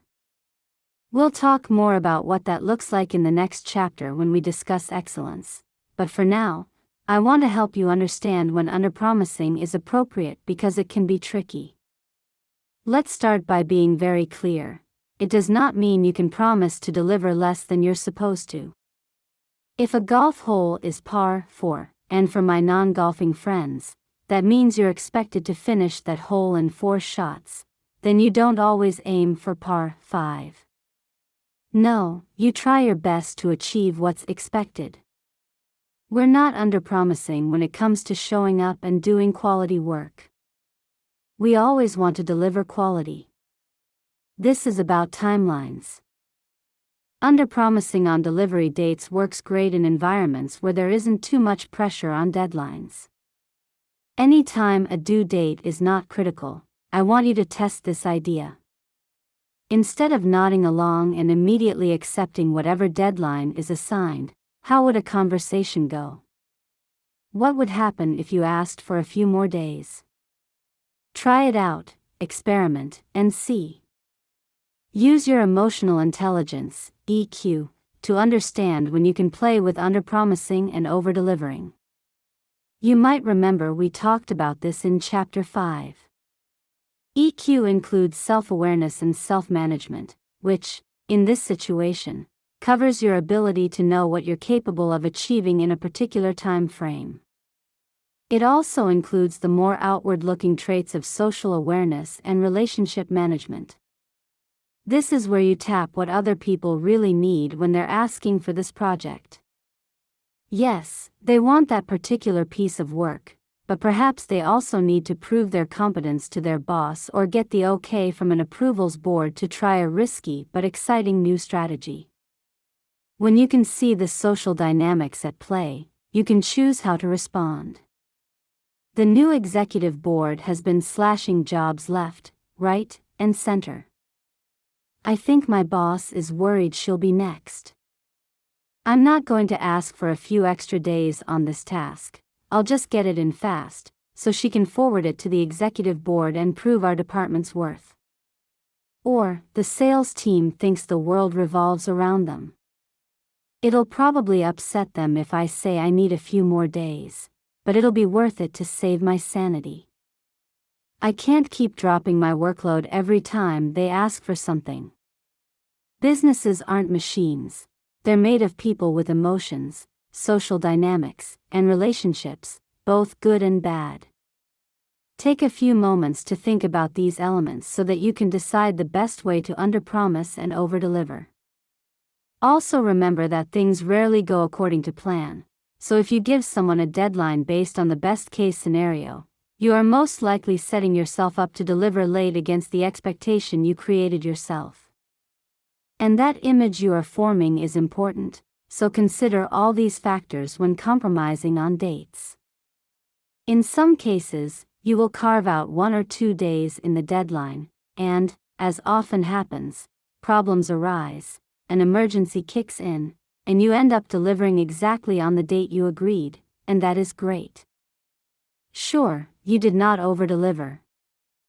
But you solved issues, navigated through emergency situations, and still delivered on time, and delivering on time is always good for your image. The issue is that we often want to show up as extra positive and we minimize the effort involved in the work, sometimes saying things like, "Don't worry, I can get this done for you in the next hour," just to realize it's not that easy and it takes until the next day. Don't fear over-delivering. This might bring up some fear. What if your coworkers then expect you to over-deliver every time? To that, I say you should be Michael Jordan. You want to be the person everyone trusts to make that final shot.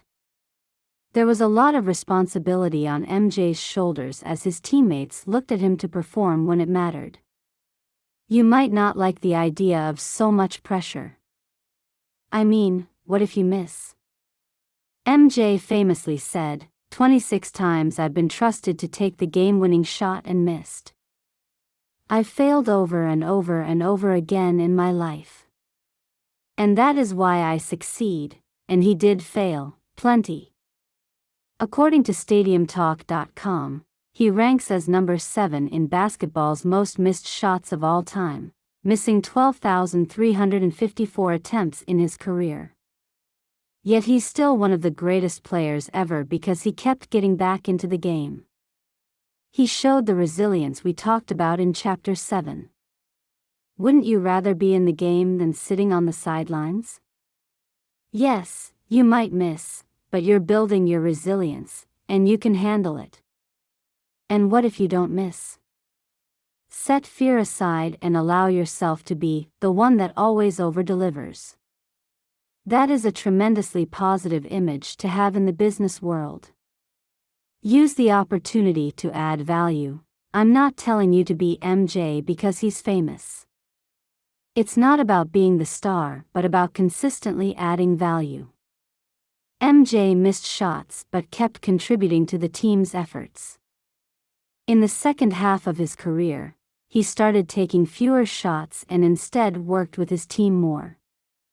That's when the Chicago Bulls became unstoppable, winning 6 NBA titles in 8 seasons. This is all about consistently adding value to your workplace. When you're perceived as someone who over-delivers, colleagues will trust you to add value to projects. If they need something quickly, they'll come to you as they trust you to deliver work faster than expected. And if you miss once, they won't kill you.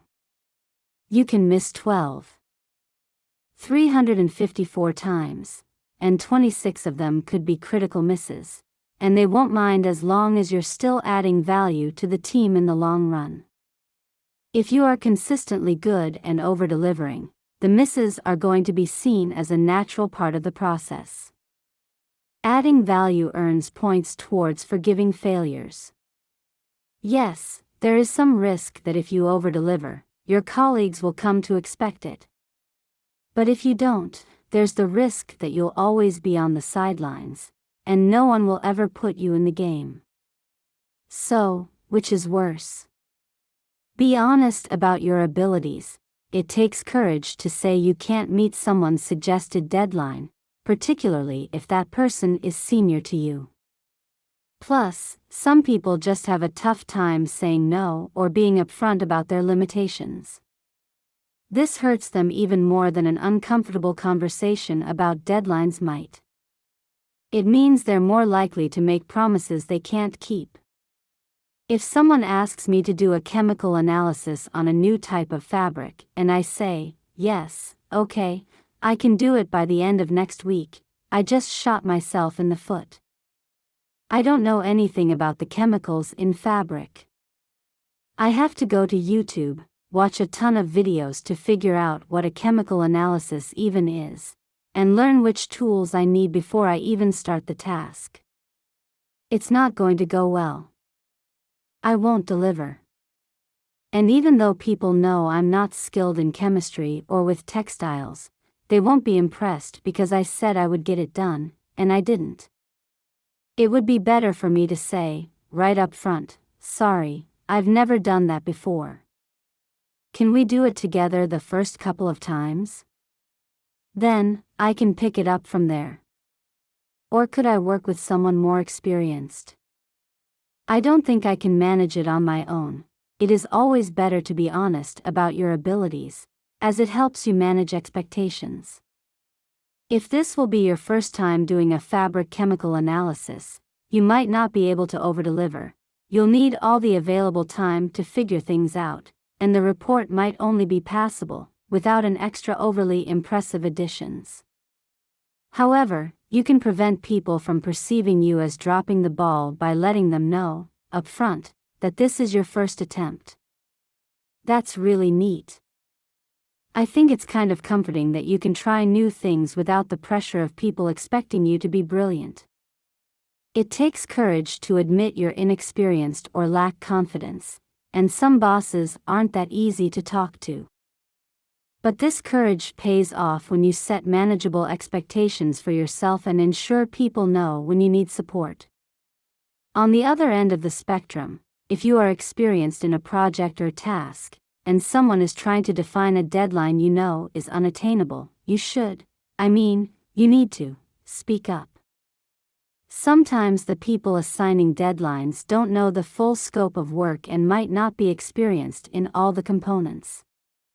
It's up to you to align expectations and be upfront on best scenario deadlines and, even better, on the average time needed. Yes, you might be thinking that sometimes people won't listen or care, but it's still important to say it upfront.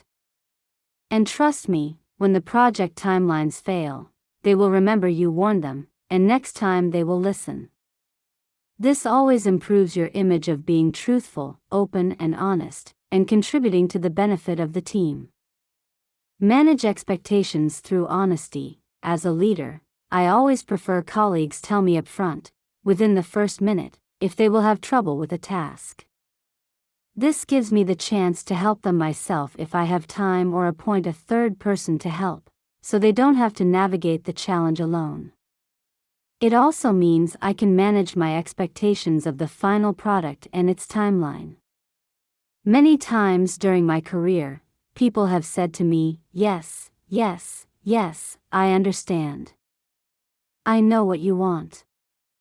I'll get it done. Then, on the day of the deadline, they shuffle over and say, I'm sorry, but it's not ready. I don't ask why it's not done, at least, not immediately. I first want to know why they waited until the last minute to tell me there was a problem. I can't do anything about it then. If they'd said something sooner, I could have had 2 weeks to assign them more help or change the scope of the task. But when we're right up against a deadline, any possible solution becomes more complicated. It likely means I now have to pull an all-nighter or two to completely redo the project. That sucks for me, and it doesn't feel good for them either. I think leaders, managers, and colleagues always prefer you be open and honest about your limitations. Well, I expect this probably wouldn't be true if you worked for the mob, but I believe that nowadays, fewer and fewer companies have mobster-like attitudes. Modern businesses are more open and engaged with employees than in previous decades. You might not be able to over-deliver when trying to do something new and challenging. But you can certainly ensure you don't ruin the way people perceive you. When you're completely honest about your capabilities, you and everyone else can manage their expectations appropriately. This can be most challenging when you're new to a company, and you're worried about admitting you don't know everything. But when you've just started a job, no one expects you to know it all. Sure, they hope you know some things from your previous experience, but not everything on your first day of work. Yet if you tell people, from the get-go, that you know how to work the software and run reports, they'll believe you. They'll expect you to work the software without help and run just the right reports. So you'd better be able to deliver. If you're honest, upfront, that you don't know the software, they won't be surprised. You're new to the job. Why would you know it? Vulnerability creates credibility. In addition to everything we discussed above, you also get the added bonus of creating the perception that you are an honest, self-aware person. That goes a long way in winning others over. We like being around honest people who are realistic about what they can and cannot do. We warm to people who recognize their limitations, openly admit them, and are willing to improve on them. I mean, we all love an underdog, don't we? Vulnerable people draw us in. Know-it-alls, however, make us want to back away and stop talking to them. This means admitting where we're not confident actually has the opposite effect to what most people expect. It doesn't make you look weak, it makes you seem honest. It doesn't look like you're discarding your responsibilities, it seems like you're willing to learn and take on more. Although we traditionally shy away from vulnerability in the workplace, it helps create closer relationships between colleagues. I don't mean vulnerability in terms of curling up and crying that you can't do anything. Instead, it's about being honest with colleagues, about your strengths and weaknesses, and in turn, those colleagues become more open and willing to work with you. This also adds to your credibility, so when you do ask your boss to give you a stretch task and promise you can deliver, they will be ready to trust you. Manage expectations at all levels. In most situations, you have the power to manage expectations. We've talked mainly in the context of new jobs, but this is true at all career levels.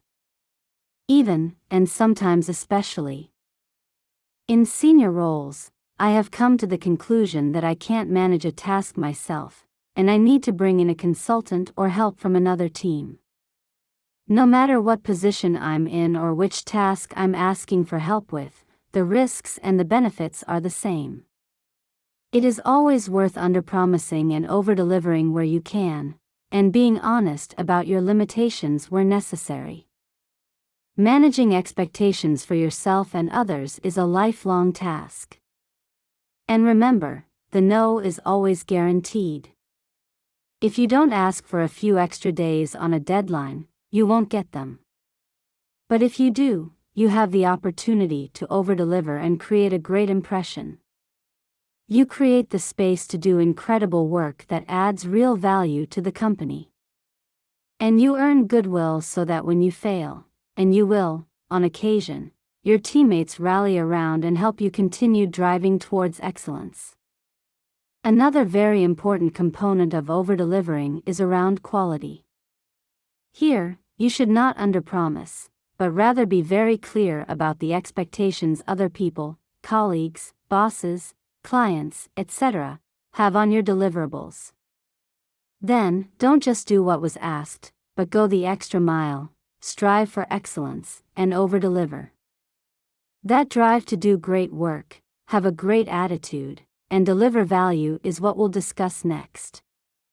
Drive for excellence. When I was offered my first job working directly for a bank in Angola, I already knew the bank and its people. I'd been visiting from Portugal for about 18 months, on and off, as a junior auditor on a consultant basis. Towards the end of that stint, my primary contact at the bank was a lovely guy who himself hadn't been in his role for long, and who actually used to work at the audit firm I represented. One day, as I had my head down working on spreadsheets, he came up looking a little distressed.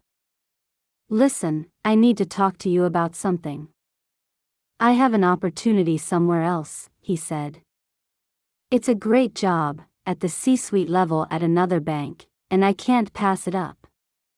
But it's stressing me out because the people here, they trusted me to take on this role, and I've only been doing it for 6 months. I can't leave them in the lurch. If I'm going to leave for this new challenge, I have to give the bank a good person to replace me." I thought he was going to ask me for names, or run some names within the bank by me, just to see what I thought. I wasn't ready for what he said next. "I know you like being here, Eduardo. Your work is incredible. You can totally do this alone. I'd feel really good about recommending you, like I'd be doing the bank a favor by leaving them in great hands. Would you be willing to take on the job?" I said. "If you're asking if I'm willing to move to Angola full-time, then yes, I would. But we've got to figure out some details first." That's where the discussion started. My friend pitched my name to the bank, and they liked the idea. The person I'd be reporting to already knew me and we had a good rapport, so the bank and I negotiated a contract. Hearing that story, you might say the job fell into my lap. In some ways, it did, but for a reason. My friend wanted to put my name forward because I'd exceeded his expectations as an auditor during the time we worked together, and he liked my attitude towards the colleagues and the job. The bank agreed with his suggestion because they knew I had a reputation for delivering excellent work. That wasn't an accident, and it wasn't because I was more talented than any other junior auditor out there. I definitely don't consider myself to be special. But I put in a lot of effort. I was driven to do excellent work, almost treating it like a personal challenge. Can I do this job? How well can I do it? What can I deliver that goes beyond expectations? Over-delivering goes beyond deadlines. In the last chapter, we talked about managing expectations by under-promising and over-delivering. The former will help with the latter, but you can take the idea of over-delivering even further. And when you do this, you're indulging a drive for excellence, which can create opportunities beyond your wildest imagination. I certainly couldn't have imagined emigrating to Africa. I didn't think I'd get to manage a team of 15 people at the age of 25, and I would have thought you were crazy if you'd said I'd be an executive director within 2 decades. Sure, that sounds like a long time when you're young, but it's also a big career leap in a country I didn't know and without any friends or family for support. A drive for excellence is about delivering what people ask, then adding extra value to your contribution. It's refusing to limit your capacity to think and, instead, letting your brain expand beyond your job description.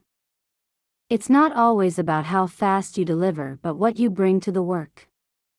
There are so many ways to over-deliver beyond managing deadlines. And they're all based on carefully considering what you're asked to do and how your personal thoughts can add value.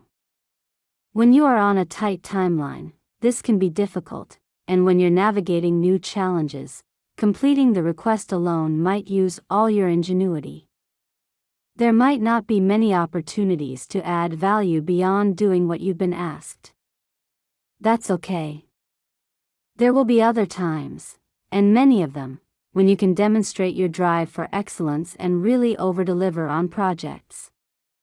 Add ideas to add value. At that first job as a junior auditor, back when I was just visiting Angola, my company had several key values that they drilled into us employees. One of them was, exceed the client's expectations. Now, some people say auditing is boring. I don't think that, but I agree there's a closed system to it, and it often feels like there isn't much space for exceeding expectations.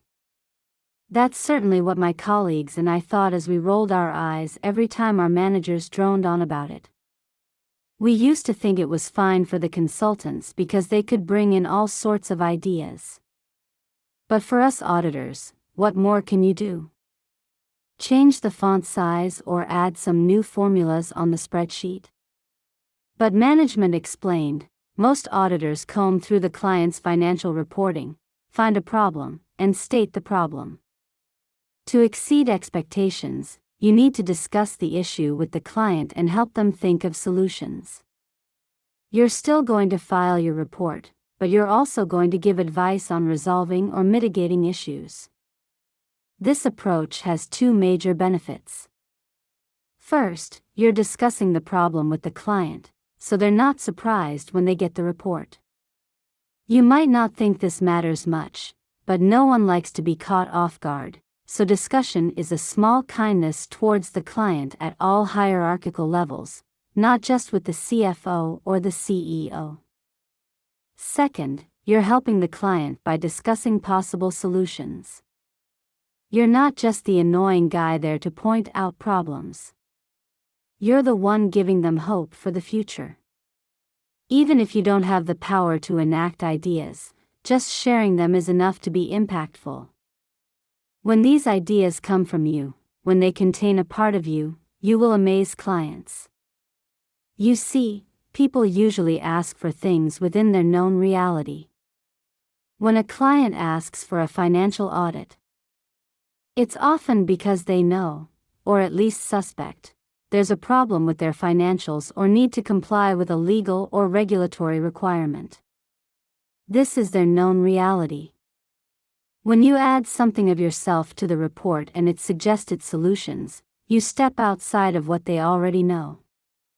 You're offering something beyond what they can envision, because they don't have your background, knowledge, experience, way of thinking, or imagination. If technology companies always did what their customers asked, we would never have had the iPhone. People wanted better phones, and they wanted smaller, more convenient iPods, but no one was sitting around asking for their iPod to be connected to their phone. Yet Apple did it, and it resolved a lot of people's issues. No more trying to get the smallest music player possible so it would fit in your pocket alongside your phone. Now, you just needed one device.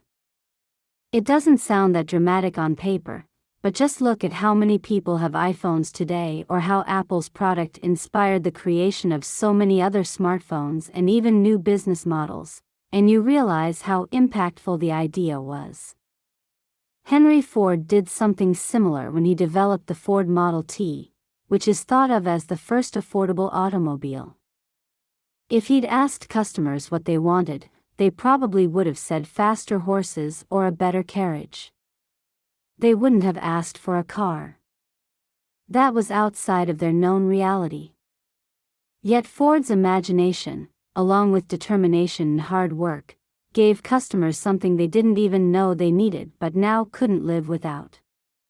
You don't need to do anything as dramatic as inventing the iPhone or creating new modes of transport. Just trying to deliver a little more than expected will work. People will notice and perceive you better for it. Add extreme ideas or small suggestions, and you will be seen as someone who creates value. Let's look at a more relatable area. Say you're working on an information analysis report. There's a fixed deadline, and you can't negotiate to underpromise and overdeliver on it. There's also a set scope of work. The client is very clear about what they need, so you can't underpromise there either, and honestly, you should never underpromise on quality or features. You should give your best pitch, put your best idea forward, and then still do more than expected. You have to meet their expectations. But once you're doing the work, you're going to come up with your own insights, and you can include them in your report. You can add your ideas, and since you know the project so well, those ideas will create value for the client.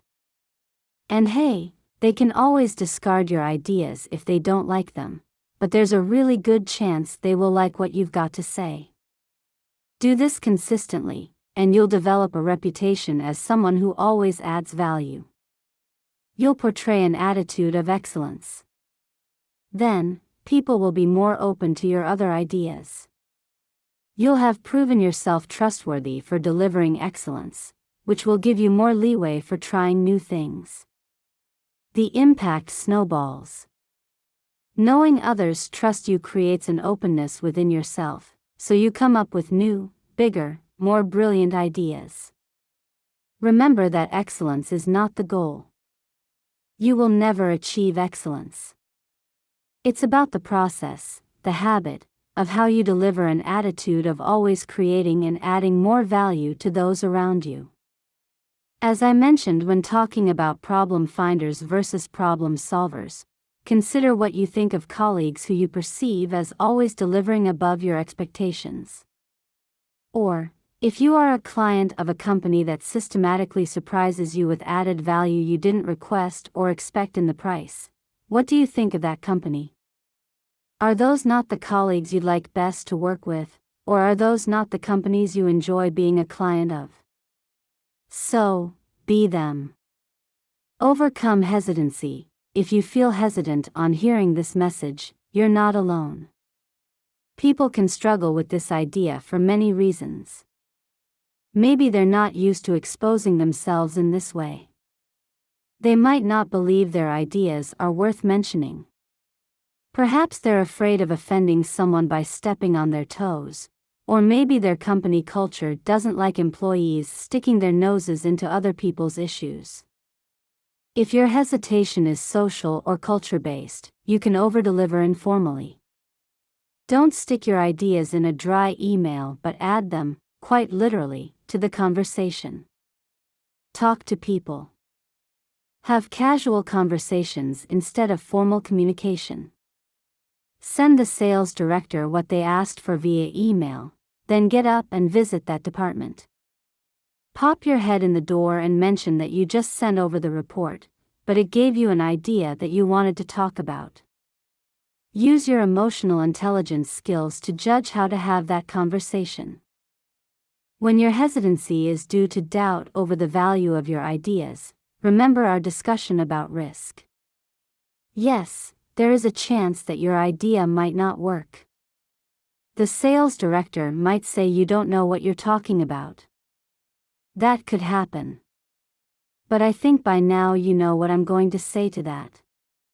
The no is always guaranteed. You will definitely not add value if you don't try. And what is the risk of staying still, refusing to contribute, and never improving your attitude? Start with a small step that carries minimum risk, and add a little of yourself to your work in an informal way. Chat about things with colleagues over lunch, or make a quick phone call. I just had an idea, and I wanted to hear your thoughts. Then, use your adaptability and resilience to keep going. Maybe eventually, you'll find yourself naturally doing this in formal meetings in front of everybody.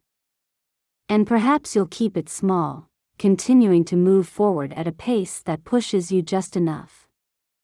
As excellent as possible, when my friend put my name forward to replace him, and the bank jumped on the idea, I remember asking, why me?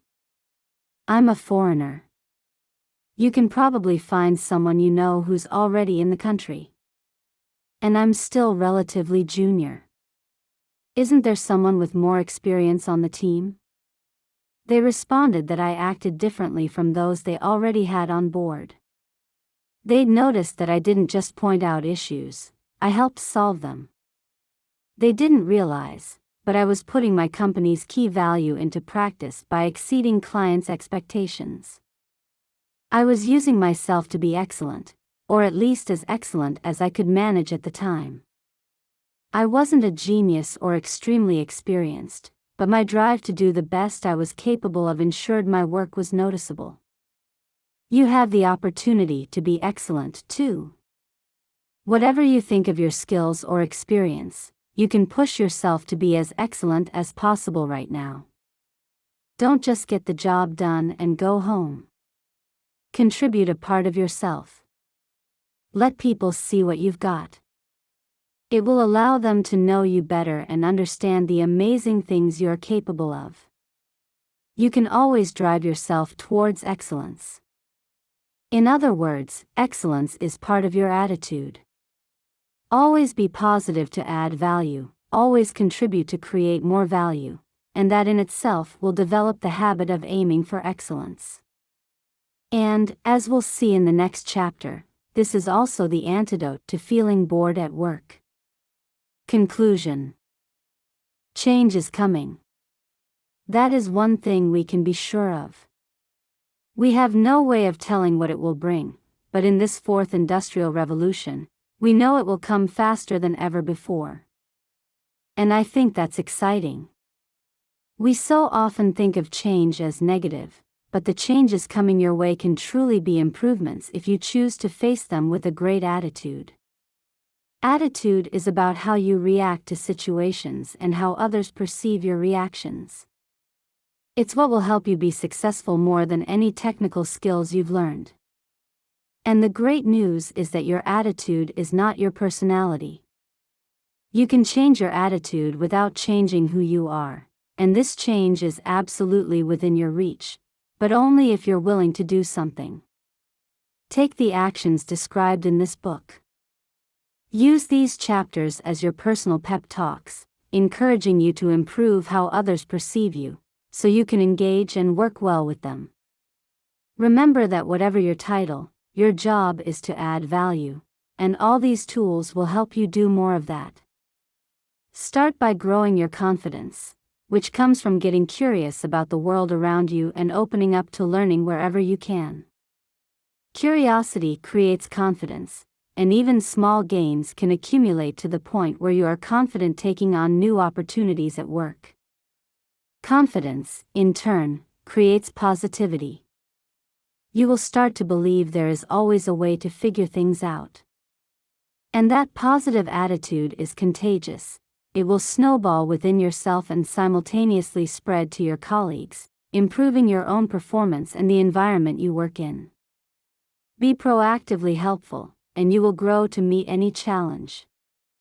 You are not defined by the challenges you haven't yet taken on, as you are not what you do.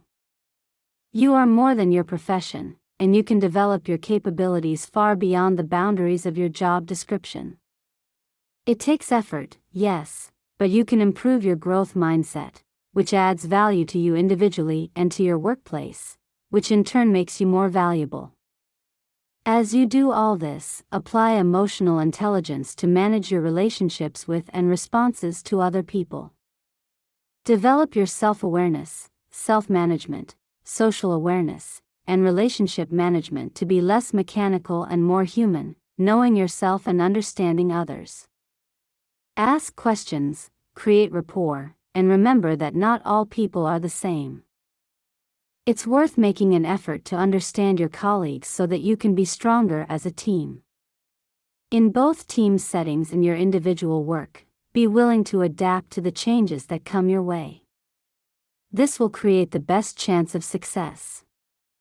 Your world and workplace are virtually guaranteed to change in this fourth industrial revolution, so approach that change with curiosity, asking, what can I gain and improve in myself by taking this step?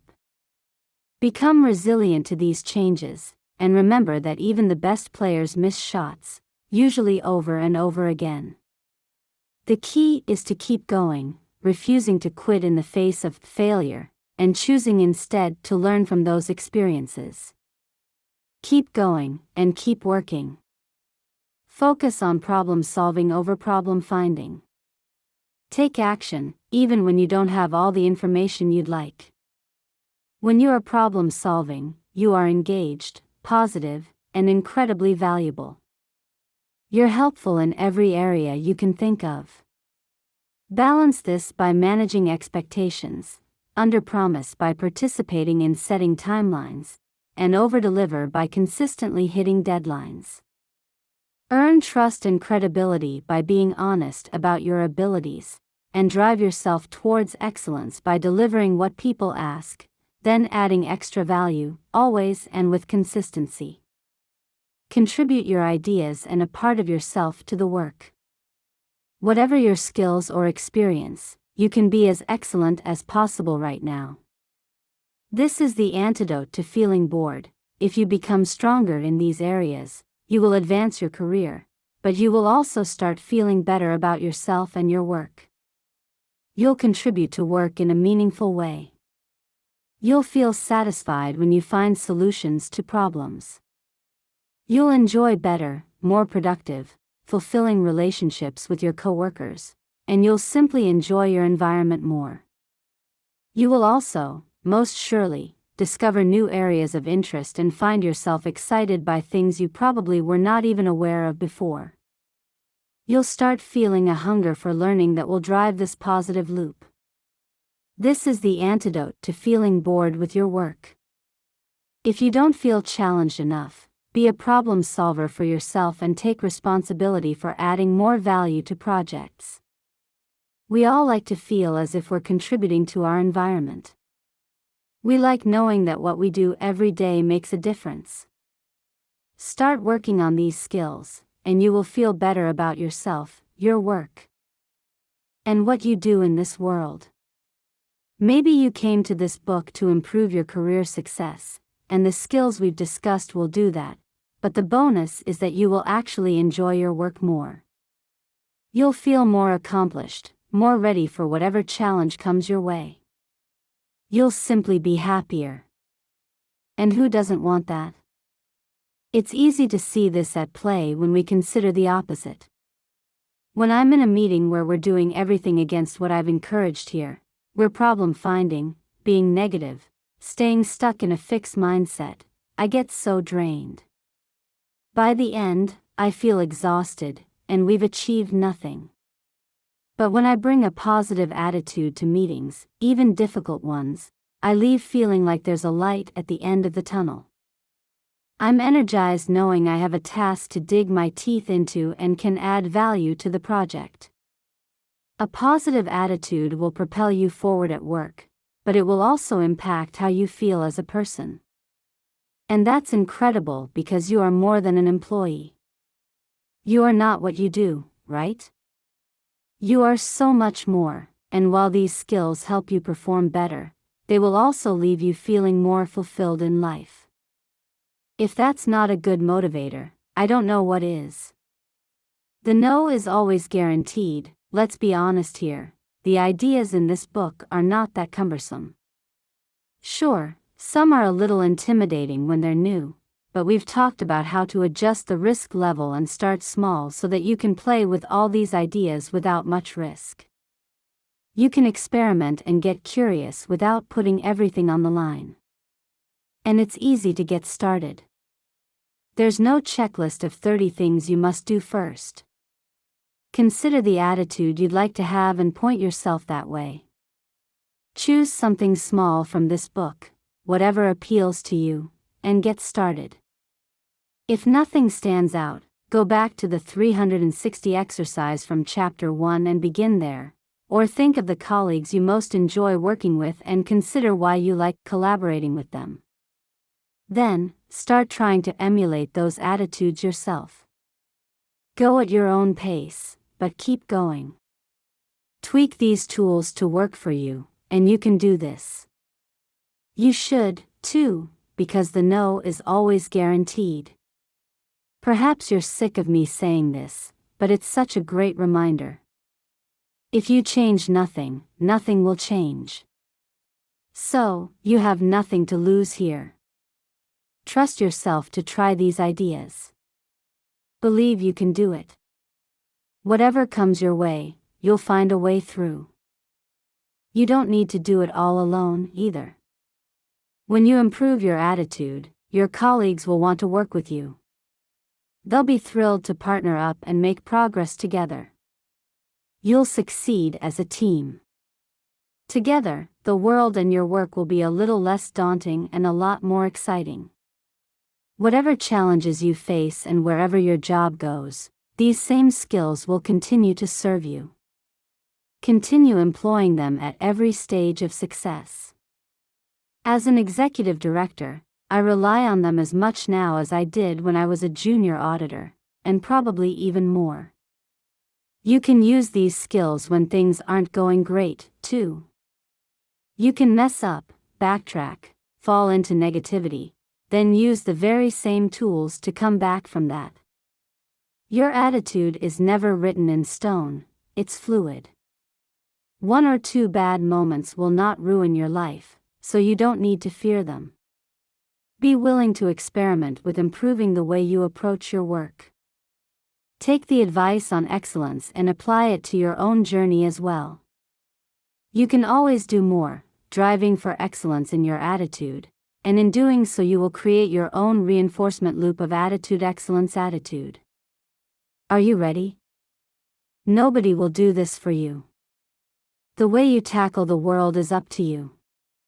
If you always carry an umbrella because you're afraid of the rain, you'll never see the sun. So stop mindlessly waving that umbrella around and pause to consider how you want others to perceive you. Do you want to be thought of as a negative person or someone who consistently adds value? The way others perceive you will be a major part of determining your success in this world, but you have the power to influence that. Positive change is in your hands. So let me leave you with one last question, and this is what all it's about. Are you ready to do the work, improve your career, and really have an impact on this world? If so, you can do it. You have everything you need for success. You determine your attitude, and your attitude is your very own superpower.